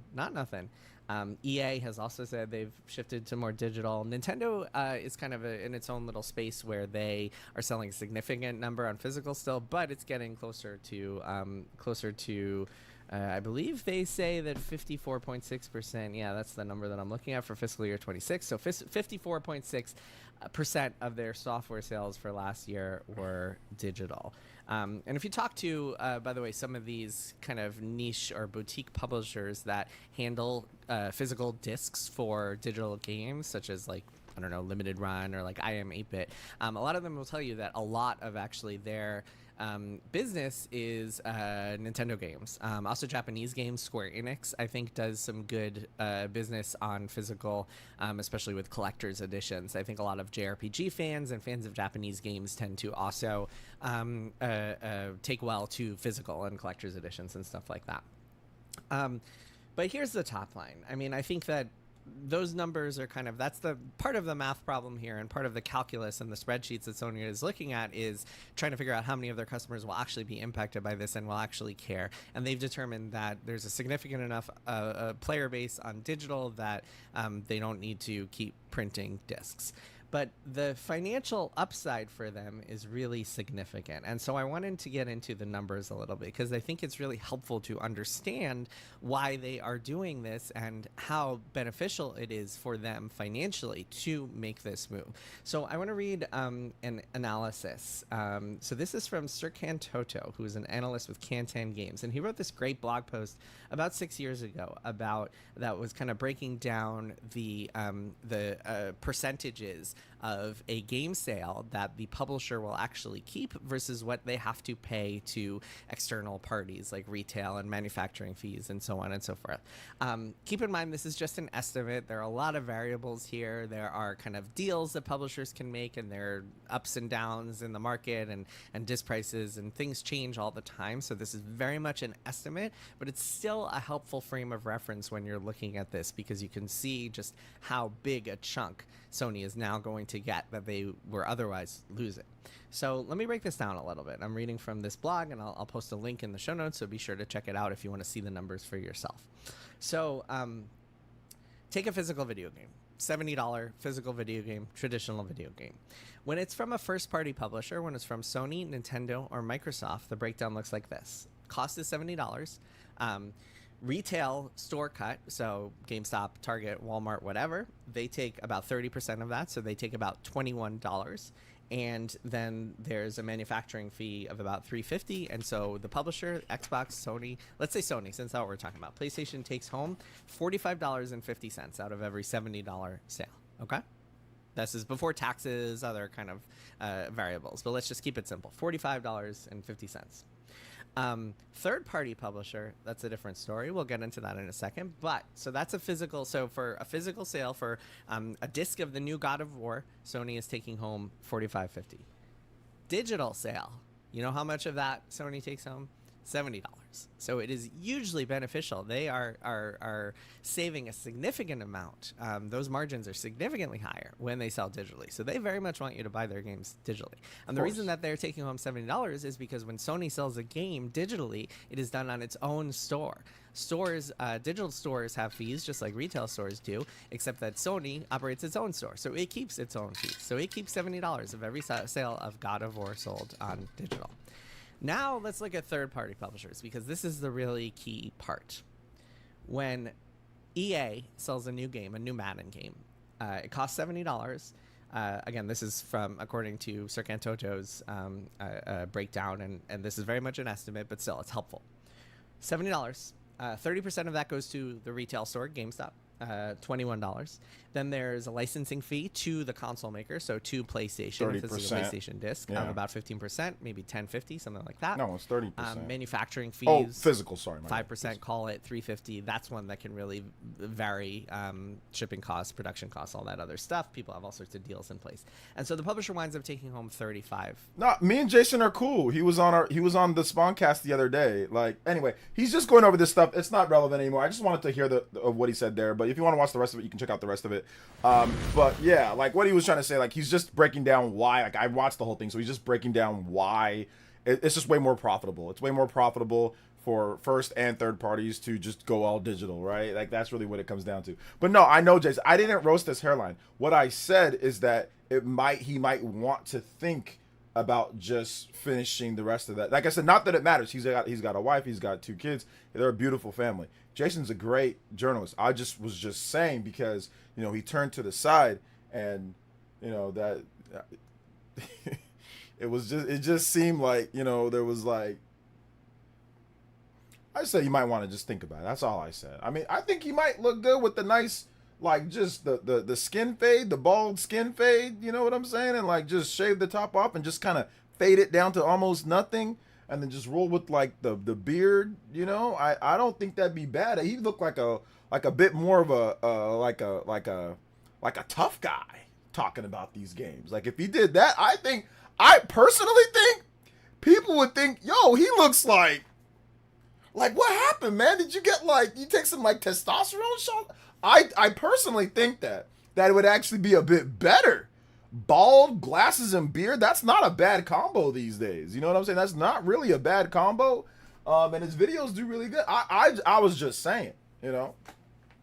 I was just saying. That's it, man. Anyway. What do you mean I ain't slick? No, Jason's awesome, man. Jason's awesome. I don't think he'd be upset with what I said. I just said maybe. Just think about it, bro. I mean, heck, I thought about it. And my hairline don't start right here, and I thought about it. You know, I thought about it, and mine's in much better shape right now. So I'm just saying, bro, it ain't that big of a deal. You know? Oh man. Let's see the MVG look. Yeah, like an MVG look. Stone Cold Jason Schreier. Yeah, Matt, I'll tell y'all the funniest story. When we were selling my house, like a few years ago, and I think my wife was pregnant, and we're selling our house, and we had a guy that came over, like, to help us, like, to try to guess, like, hey, go with our firm to sell your house. And it was so funny, man. And he was bald, and he had, like, a goatee, like a white guy bald with a goatee. I told y'all this story. And he was in the house, and he was selling it, and, like, his boss came over, too. And we're like, okay, yeah, we think we'll go with you guys to help us sell our house. So when we're on our way out, and my wife, man, it's so funny. You know, she didn't quite understand like all like stuff that happens here in the U.S. You know, she's from Nigeria, and it was so funny. She goes, "Hey, I want to tell you something." Like before they leave the house, she's like, "You look like Stone Cold." I'm just like, I said, "Christian," I said, "What? Why are you telling him this?" And he was like, "Oh, I guess," he's like, "Oh, thank you." I swear to you, bro, it's like the funniest. She says, "You look like Stone Cold." And she was like smiling, and she said it as if like it was like a compliment, like, "Oh, you look nice today." And she said it as if it was like that type of compliment. Like if it was that type of compliment. So you look not like a, man, you kind of look like Stone Cold, like kind of like a little joke. She said it as if it was like a straight up like, "Oh, you look nice today," like that type of thing, which I was just, oh my God, I was laughing so hard, bro. It was like quite fun, like the funniest thing that one of the funniest things she's ever said. You look like Stone Cold. Let's see here. Can you show us again where his hairline at? Like I said, if it lines up with your ear, you're in trouble. If it lines up with your ear, you're in trouble. A skin crop fade, make him look. Yeah, that's what I'm saying. Like I think it actually. Like I wasn't even trying to roast at that point. Like I do think that if he simply just said I'm out, you know what I'm saying? Like just like fade it to where it's like it's still bald here, but just like fade it to where there's like a little bit of hair just like going down because he's got hair here. So I would just fade it to where it just like fades out, you know, like just, you know, and just roll with that like a bald skin top fade, you know, and just roll with that, shine it up, get that nice that cream that they use and just wax that baby up, krillin. You know what I'm saying? I get a couple 6 dots, just put 6 dots. I wouldn't do the 6 dots, but I would shine it though. I'm gonna go bald one of these days. I'm definitely gonna go bald, and when I do, I'll let y'all know. Cause y'all, I'll make sure to let y'all know that it's happening. Okay, so y'all don't get caught off guard. You know, so y'all don't get caught off guard. Cause I'm already thinning, so yeah. When I do it, I'll let y'all know. Let's see here. OJ is actually looking out for him. It looks bad. That's what I'm saying. Like I think I'm trying to maybe if he hear, which he won't. I mean, I can just message him. I mean, but I mean, like, I do think, but I don't want to listen, man. We're old. Like, I don't got to be looking at another dude's haircut. Like, whatever. He's old. We're all grown men. Obviously, I'm pretty sure he knows as like, okay, you know, he can shave it. So like, he don't need me to tell him. He doesn't care about what I think. He barely even knows me. I've met him one time on the Spawncast.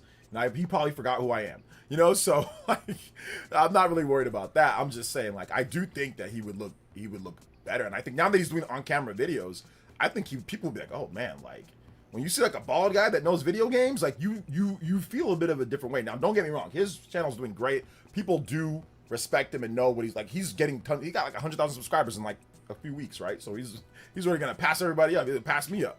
So obviously he knows what he's doing. But I just think that, man, if you rock a bald skin fade with that knowledge, I think people think like, oh man, they think of him like that guy who's the bald guy that always kicks people. That's like the Jason Statham or whatever. People think like, oh man, it's that guy. You know, he's bald and he's like awesome. And I think that like people might be thinking that like, you know, oh, Jason, he just rocks with the bald, and then with that, it'll actually be pretty good. Yeah, I think it's good advice. I don't think it's bad. You know?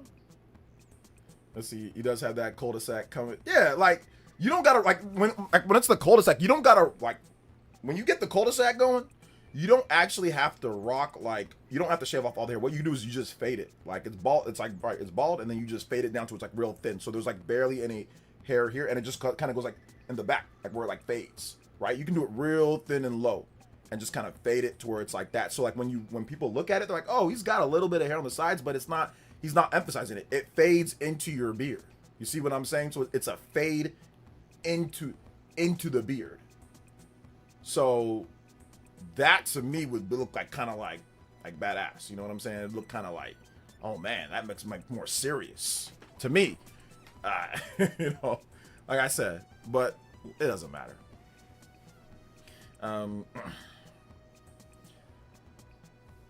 But it's hilarious. Ball favorite, yeah, man. OJ, you talk about EA pay to play offline college football. I saw a thumbnail from Angry Joe where he was like, pay for offline. And he's like going crazy. So I haven't watched the video yet, but yeah, I've heard about it. Just in a thumbnail.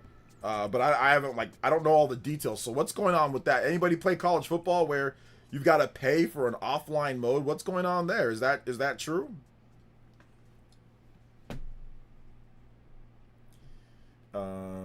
Ninmar bald. There you go. The Ninmar 2. People say I look old as hell with my dreads. I don't think you look old with dreads. I think what makes you look old is probably like facial hair, right? Usually like beards, people say you look old like with a beard. But if you shave your beard, you look a lot younger. See, I do believe that the newest Stellar Blade Blood Rain is also coming to Switch 2 in the future. What's your take? I think it could. But I mean, obviously, it's pushing tech a bit, so we have to kind of wait and see on that one, you know? So, you could have to... somebody said, I bought a second Switch 2, and they quote tweeted PlayStation. Said, I bought a second Switch 2.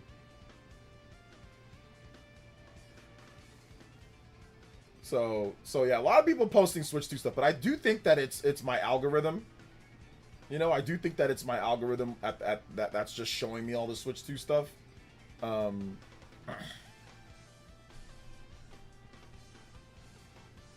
So there's also that. We also got some stats here too from Average Gamer. Copia sold over 4 million copies. Tomodachi Life sold over 3.8 million copies. Mario Kart World sold over 14.7 million copies. Pokemon Legends ZA sold 12.8 million copies. Donkey Kong Bonanza sold 4.52 million copies. Competition just isn't capable of competing with Nintendo hardware. I mean, game-wise, Nintendo's always sold better. Now, hardware-wise, obviously they can compete. They can compete for sure. But I mean, a lot of people are upset with this whole PlayStation thing. But I don't know. Like I said, I don't know how it's gonna work out, man. I really don't know how it's gonna work out. We gotta wait and see. I do think people are gonna maybe change their mind when they see the PS6 and like what it does. So we'll see. Donkey Kong should be more of a success. Donkey Kong's a big success. So it's plenty big when it comes to success. And also, you've not contributed to that success at all. You don't have a Switch 2. You haven't bought the game. So You've contributed to Chipotle's success more than anything, Ninmar. Sony will save money going digital. Will probably increase game prices. I mean, they could increase game prices, but we'll see. Do you think DK hits 20 million lifetime Switch 2? I hope it's evergreen. No, I don't think it's going to hit 20 million, no. Probably like 10 million plus.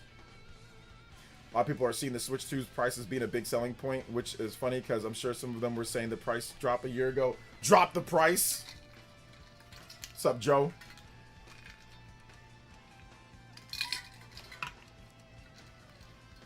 PlayStation loves shooting itself in the foot. I honestly think that Sony feels that they're gonna actually make more money in this in the long run because people are just gonna accept digital, you know.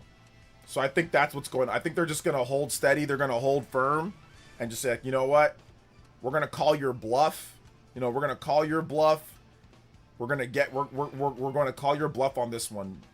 We don't care, you know. We do not care. We're gonna call your bluff. And we're going to make sure that we have our digital games to get a higher profit margin. I think that's what's going on here, man. I really think that's what's going on.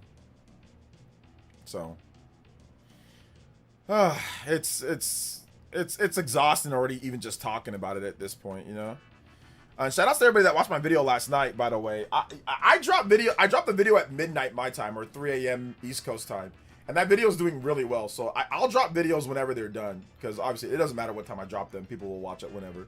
But I mean, I think it's kind of fun, like, for you guys to wake up and there's like a new video. I think that's kind of cool. So I'll probably do more just dropping videos, just like whenever they're ready. I just drop them. I don't care whenever it comes out, you know.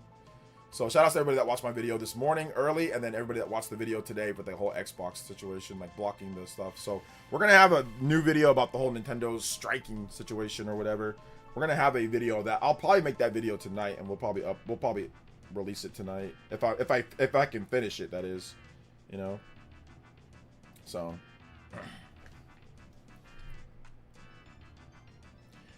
So they're holding the line, man. They're holding the line. I think ultimately people are gonna accept digital. Like people are. I mean, I think they're gonna sell less. Like I do think PS6 is gonna sell less than the PS5. And like I said, I'm not based. This is subject to change, obviously, based off of different factors. But I do think that the PS6, I don't think it's going to sell as much just because of price and because of competition. But I do think that they are going to be able to be profitable. I think they're going to sell enough and they're going to be profitable. And they're going to put out a good system that's going to be strong and powerful and play everything, you know, very well. So, Shulk to level 63 today. Hey, nice, man. Can't max out the Dynasty or Road to Glory without paying all offline modes. You can't max out the Dynasty or Road to Glory without paying. Well, that's what I mean, listen, EA fans, you guys did it to yourself, man. You guys, all your FIFA Ultimate teams and all that, but you can't max it out without paying. Yeah, I don't think I'll never buy a EA game brand new, like a EA Sports game brand new ever again. Like, I'm good.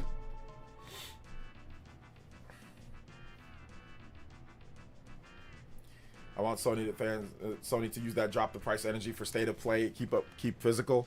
Yeah, I mean, we'll see. They're kind of doing that energy right now. Like, you see a lot of them doing that energy right now, but we'll see if they continue with that. We'll see how long that keeps up.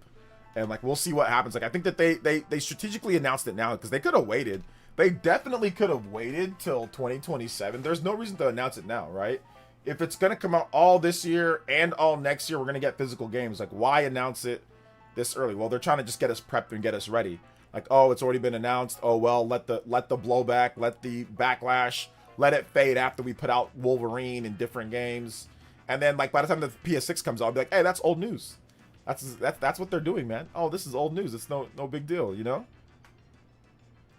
So, so I think that's it.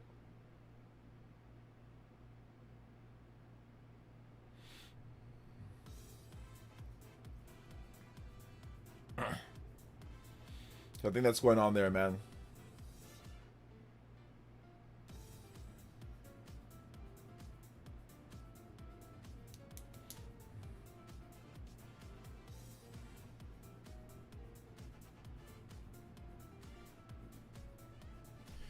Switch 4 is going to be insane. Switch 4.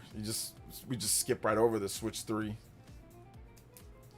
I feel like 1K would be price out a lot of casual buyers. It will. That's why I said that I think it's going to, I mean, even $800 or $900 prices out casual consumers. I don't think casual consumers are dropping $800 to $900 for the new PlayStation. I don't think so. Because they're not dropping $900 for a PlayStation 5 Pro. So I don't think they're going to drop $900 for an Xbox or a new PS6. Says, how long did it take for you to become successful on YouTube? What's your idea of successful? Like, what's your definition of successful, Howard? And I can answer your question. The fact that they want to do that to consumers in the first place is concerning. Yeah, but I mean, they've been building up to it. Sony fans are going to fold as soon as GTA 6 running at 60 FPS on PS6, pretty much. Yeah, I think that's one way to get them to fold. You know, 700 was the most I've dropped for a console, and I'll probably never do that again. Yeah, I actually was very upset after I bought a PS5 Pro for 700, and that ended up being a deal, I guess, right? But I was not happy after that came out of my account. I'm like, okay. I mean, I get it. Like, I spent that obviously and more on different things, but I just felt like, you know, I just felt like, that's something. That's fine. I'm still gonna vote with my wallet. I think it's still gonna do more damage than good. Yeah, we'll see.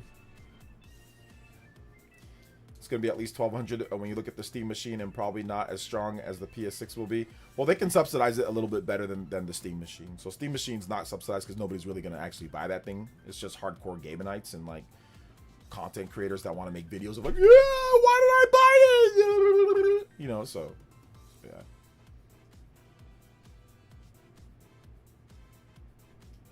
So he announced now that they're hoping people will forget when GTA 6 comes out. Yep. I dropped 700 on Pro because I upgraded from the PS4. Okay, that's a big upgrade. No. So you won't be buying Sony's next gen? Won't that hurt your channel? No. Look at my channel.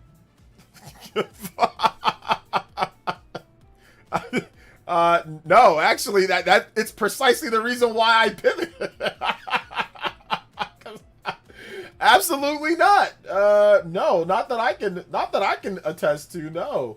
Yeah, I don't think it will. I mean, if you look at my channel, which I'm gonna go to right now, I mean, I get most of my videos are about Nintendo and RPGs. So as long as the RPGs and stuff coming, it's all about Nintendo stuff and RPG stuff. It's Switch 2 content. I got my live streams, buy now before rare, Switch games. I mean, 25 best games. I mean, that it could hurt that a little bit because I do include PlayStation on my 20 top, but a lot of it's just Nintendo games, you know? So no, not really. And even like my most popular videos, I mean, like it's about Nintendo stuff. I mean, this was all about Nintendo, like all like even like my most popular videos and like most of my stuff. So no.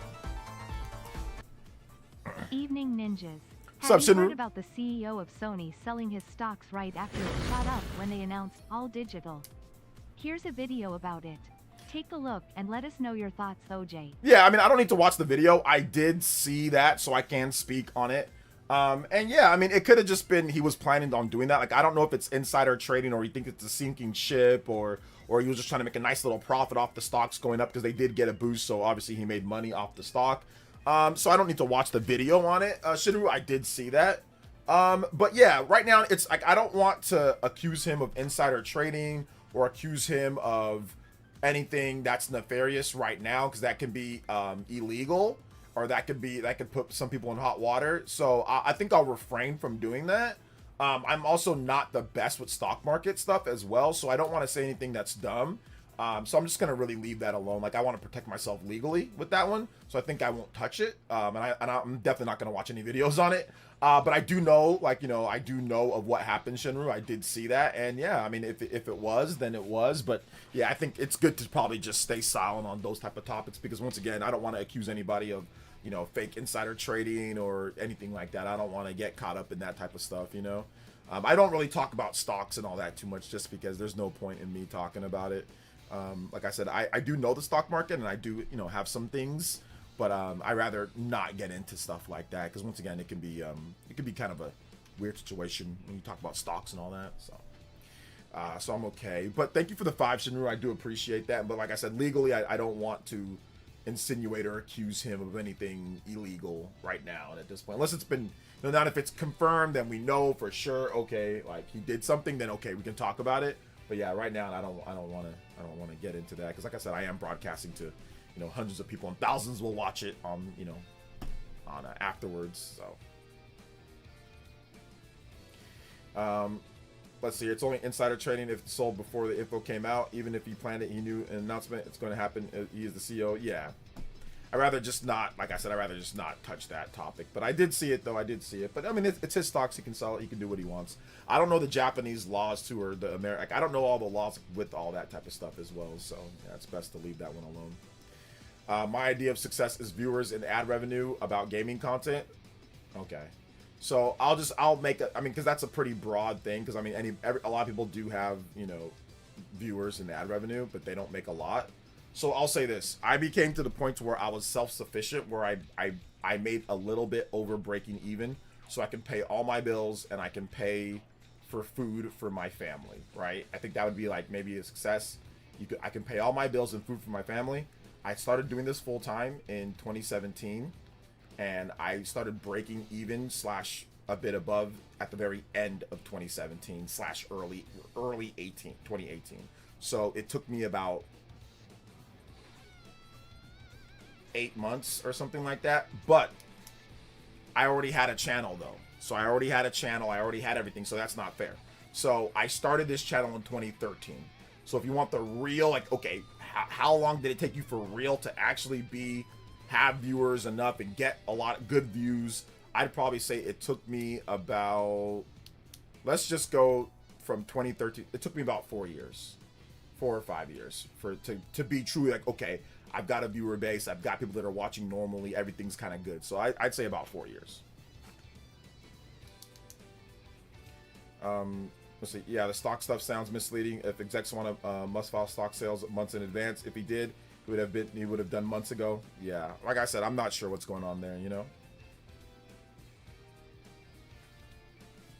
Either way, the PlayStation 6 wouldn't sell as well because it's not going to have any exclusives like the PS5. Most games going to be PS5, also on PC and PS6 at the same time. Yeah, I think that's also going to be a thing too. That's also going to be something that's a thing when it comes to a lot of people with the system.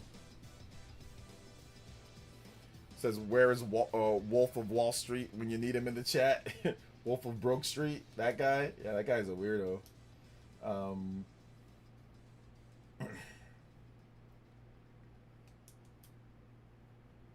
Thank you for the answer. That's awesome. Are you trying to become a content creator yourself, or what? Or are you already creating content? How many people are going to pay $1,200 to $1,000 for Spider-Man 3? I don't know how many people are. Like I said, that's why I don't know if the PS6 is going to be super successful. I do think that it's going to be successful. I just don't know how successful it's going to be. Like, I don't know if they're going to have the same success that they had with like PS4 and PS5 and PS2. Like, I don't think it's going to be that level because the prices are just too high. They're just a bit too high for everything right now, So that's my thought process, at least, Hey, take it easy, Gloria. Thanks for coming out to the stream. Appreciate you. I think we're just about hitting our limit too as well. Let me double check. So yeah, I think we're about at our limit. Just about at 3 hours. So yeah, we can go ahead and we can call it right here for the most part. I'm gonna give you guys a little bit of time to ask some questions. Let me just go ahead and get the full 3 hours in. Also want to say shout outs to the combo breaker. We also hit the limit break, so appreciate that, guys. Let's play that limit break. If you guys have some more questions, also tag you guys in my newest video. You guys check my newest video. I think it's a dope video. I had a lot of fun making it. And we're gonna have another video maybe tonight or early tomorrow morning. There'll be another one. So check out my video right here, guys, if you haven't seen it. I talk about the rumor of Xbox potentially blocking Nintendo announcements for like Persona and some of the other Atlas RPGs. Like I said, it's a rumor. I'm not saying that it's 100%. Don't take it as that. Take it as just a very thin rumor. Like I said, Phil Spencer's been known to throw a lot of money at places though, so yeah. Did you see my comment? I said just because game cards and micro SD cards are expensive right now, that doesn't mean it's going to be like that in the near future. Maybe it'll be affordable. Yeah, it could change. Obviously, it could change as well. Remember when you made a Popeye's chicken sandwich review? I did. I think I did an Impossible Whopper and Popeye's chicken sandwich review. They were both fun. I might want to do another one. I might want to do something else. You guys can let me know. What do you guys want me to review next on stream? And I'll go get it and I'll review it, you know? So we can do that too.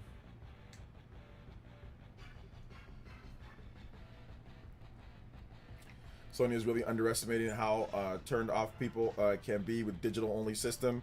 I know for me last year when I won a PS5 at my workspace, I sold it because it was digital only.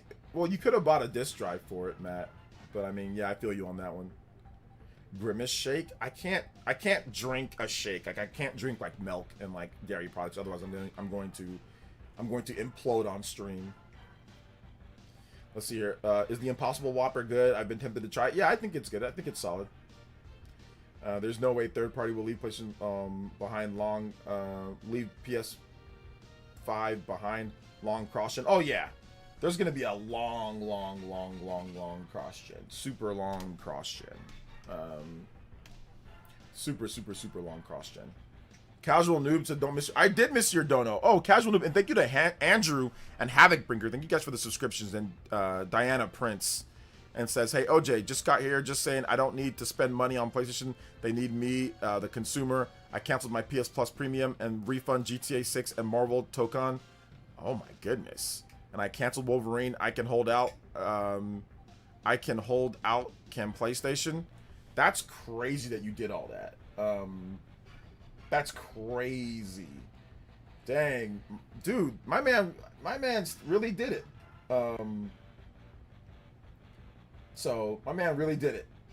So, there you go, man.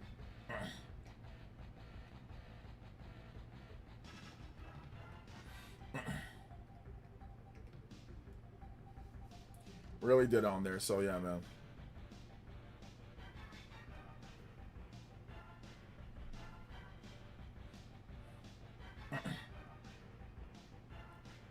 Yeah, but people are saying, man, people are saying that they're gonna stop buying games. Somebody on Twitter though talked about they're flipping off Sony, and he's like, we're not gonna forget your BS with digital format. But here's the problem though, it's all GameCube and Wii game.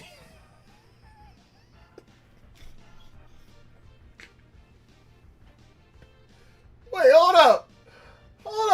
Wait, Sony's like, how you gonna be flipping off the camera and talk about FU Sony, and you've got Wii Fit, Rayman, you've got a bunch of Wii and game, bro. You got games from like generations ago. You can't even put some like PS3 games in there, or some like Xbox 360, or like or like PS4 and Xbox. How you gonna flip them off with GameCube and Wii games in your hand, bro? Like, that's not the right message. Yeah, like that's not it, man. I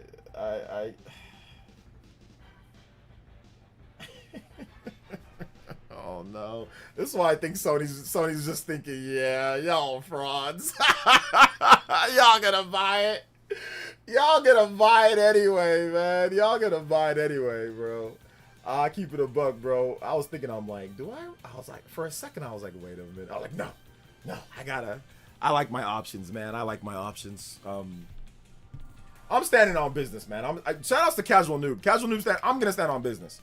I haven't pre-ordered anything. I haven't got anything. I think I'm okay anyway, like I said, because I don't really play a lot of, of the games at this point anyway. Like I said, I'm getting to the point where I'm kind of tired of gaming, like when it comes to like how the big AAA, current gen systems and all that, not Nintendo's weirdness that they do. Like I'm kind of getting tired of like how things are operating outside of Japan, like with the big AAA titles. So I've been kind of checked out for a long time, and Microsoft and Sony cater to the Western market. Like they cater to like, to ball and gun gamers and things like that. So I've been kind of checked out for a while. So I don't really think I'm hurt by this, man. Like, I don't really think I'm hurt by this at all. Like, it is what it is. I don't like it, but, you know. Pre-ordered a lot of games at once. Not anytime, but I remember one time I pre-ordered every single, like, Generation 1 amiibo when those first came out with Smash for Wii U. That was the most that I ever pre-ordered anything. Like, the most, so. Rumor came out saying Sony lower level employees did not know about the announcement to public. Saying Sony lower level employees did not know. Oh, you know. So yeah, there you go on that one. But no, I mean, like I said, I can hold strong. Like I see what I'm gonna hold strong. I'm not gonna purchase anything. I'm not going to buy anything from Sony. Like digital for sure. Physical, I'll still buy physical games. I'll still buy physical games, but digital, probably not. No. So, all right. So, let me read this off before we go. So there was the rumor, the whole thing about Xbox strategy to grow in Japan, how like they're blocking stuff, and then Jez Corden came out and said absolutely false. This is absolutely false. And then Nash Weedle responded by saying, "Hello, Jez. Nice to meet you because we don't know each other. As I commented in the podcast, it is a rumor that has reached me. Since I can't give more data or the source, I can't refute you correctly, and I would love if it wasn't true. They are still working on that information, and we'll see what it concludes." So Jez just says it's false off the rip. So I mean, could be. I don't know. Like I said, I know Phil Spencer used to throw money at everything, so I wouldn't be surprised if it was true, but obviously I wouldn't be surprised if it was false as well. So I would not be surprised. But all right, guys and gals, we're going to go ahead and wrap it up here. I want to say thank you to everybody that came out to the stream. Check out my most recent video. Once again, if you have not seen it, I'm going to link it one more time. I think it's a dope video talking about the Persona thing. So there is that. A shout out to Gamer Boy, got Splintered Fate. Yeah, it's good stuff. Shout outs to Elias. There is no. Sega seems like they would do something that silly. It seems like they would do something that silly, man. It really does. So thank you guys so much for watching. We'll be back tomorrow on Thursday for more streaming. All right, guys. Thank you for coming out to the stream. I appreciate you guys. And yeah, we will see you for tomorrow's stream. Shout outs to Vargster. I forgot to put your name on there, but shout outs to Vargster. Shout out to the Portis Sicilian. Thank you to everybody that dropped donos. We hit our goal. We went further than beyond, like always, and we'll be back. We'll be back tomorrow for more content. All right, guys, love y'all. Thank you for the support today. You guys have all been awesome. Shout outs. Thank you to everybody. Appreciate y'all. Bye bye.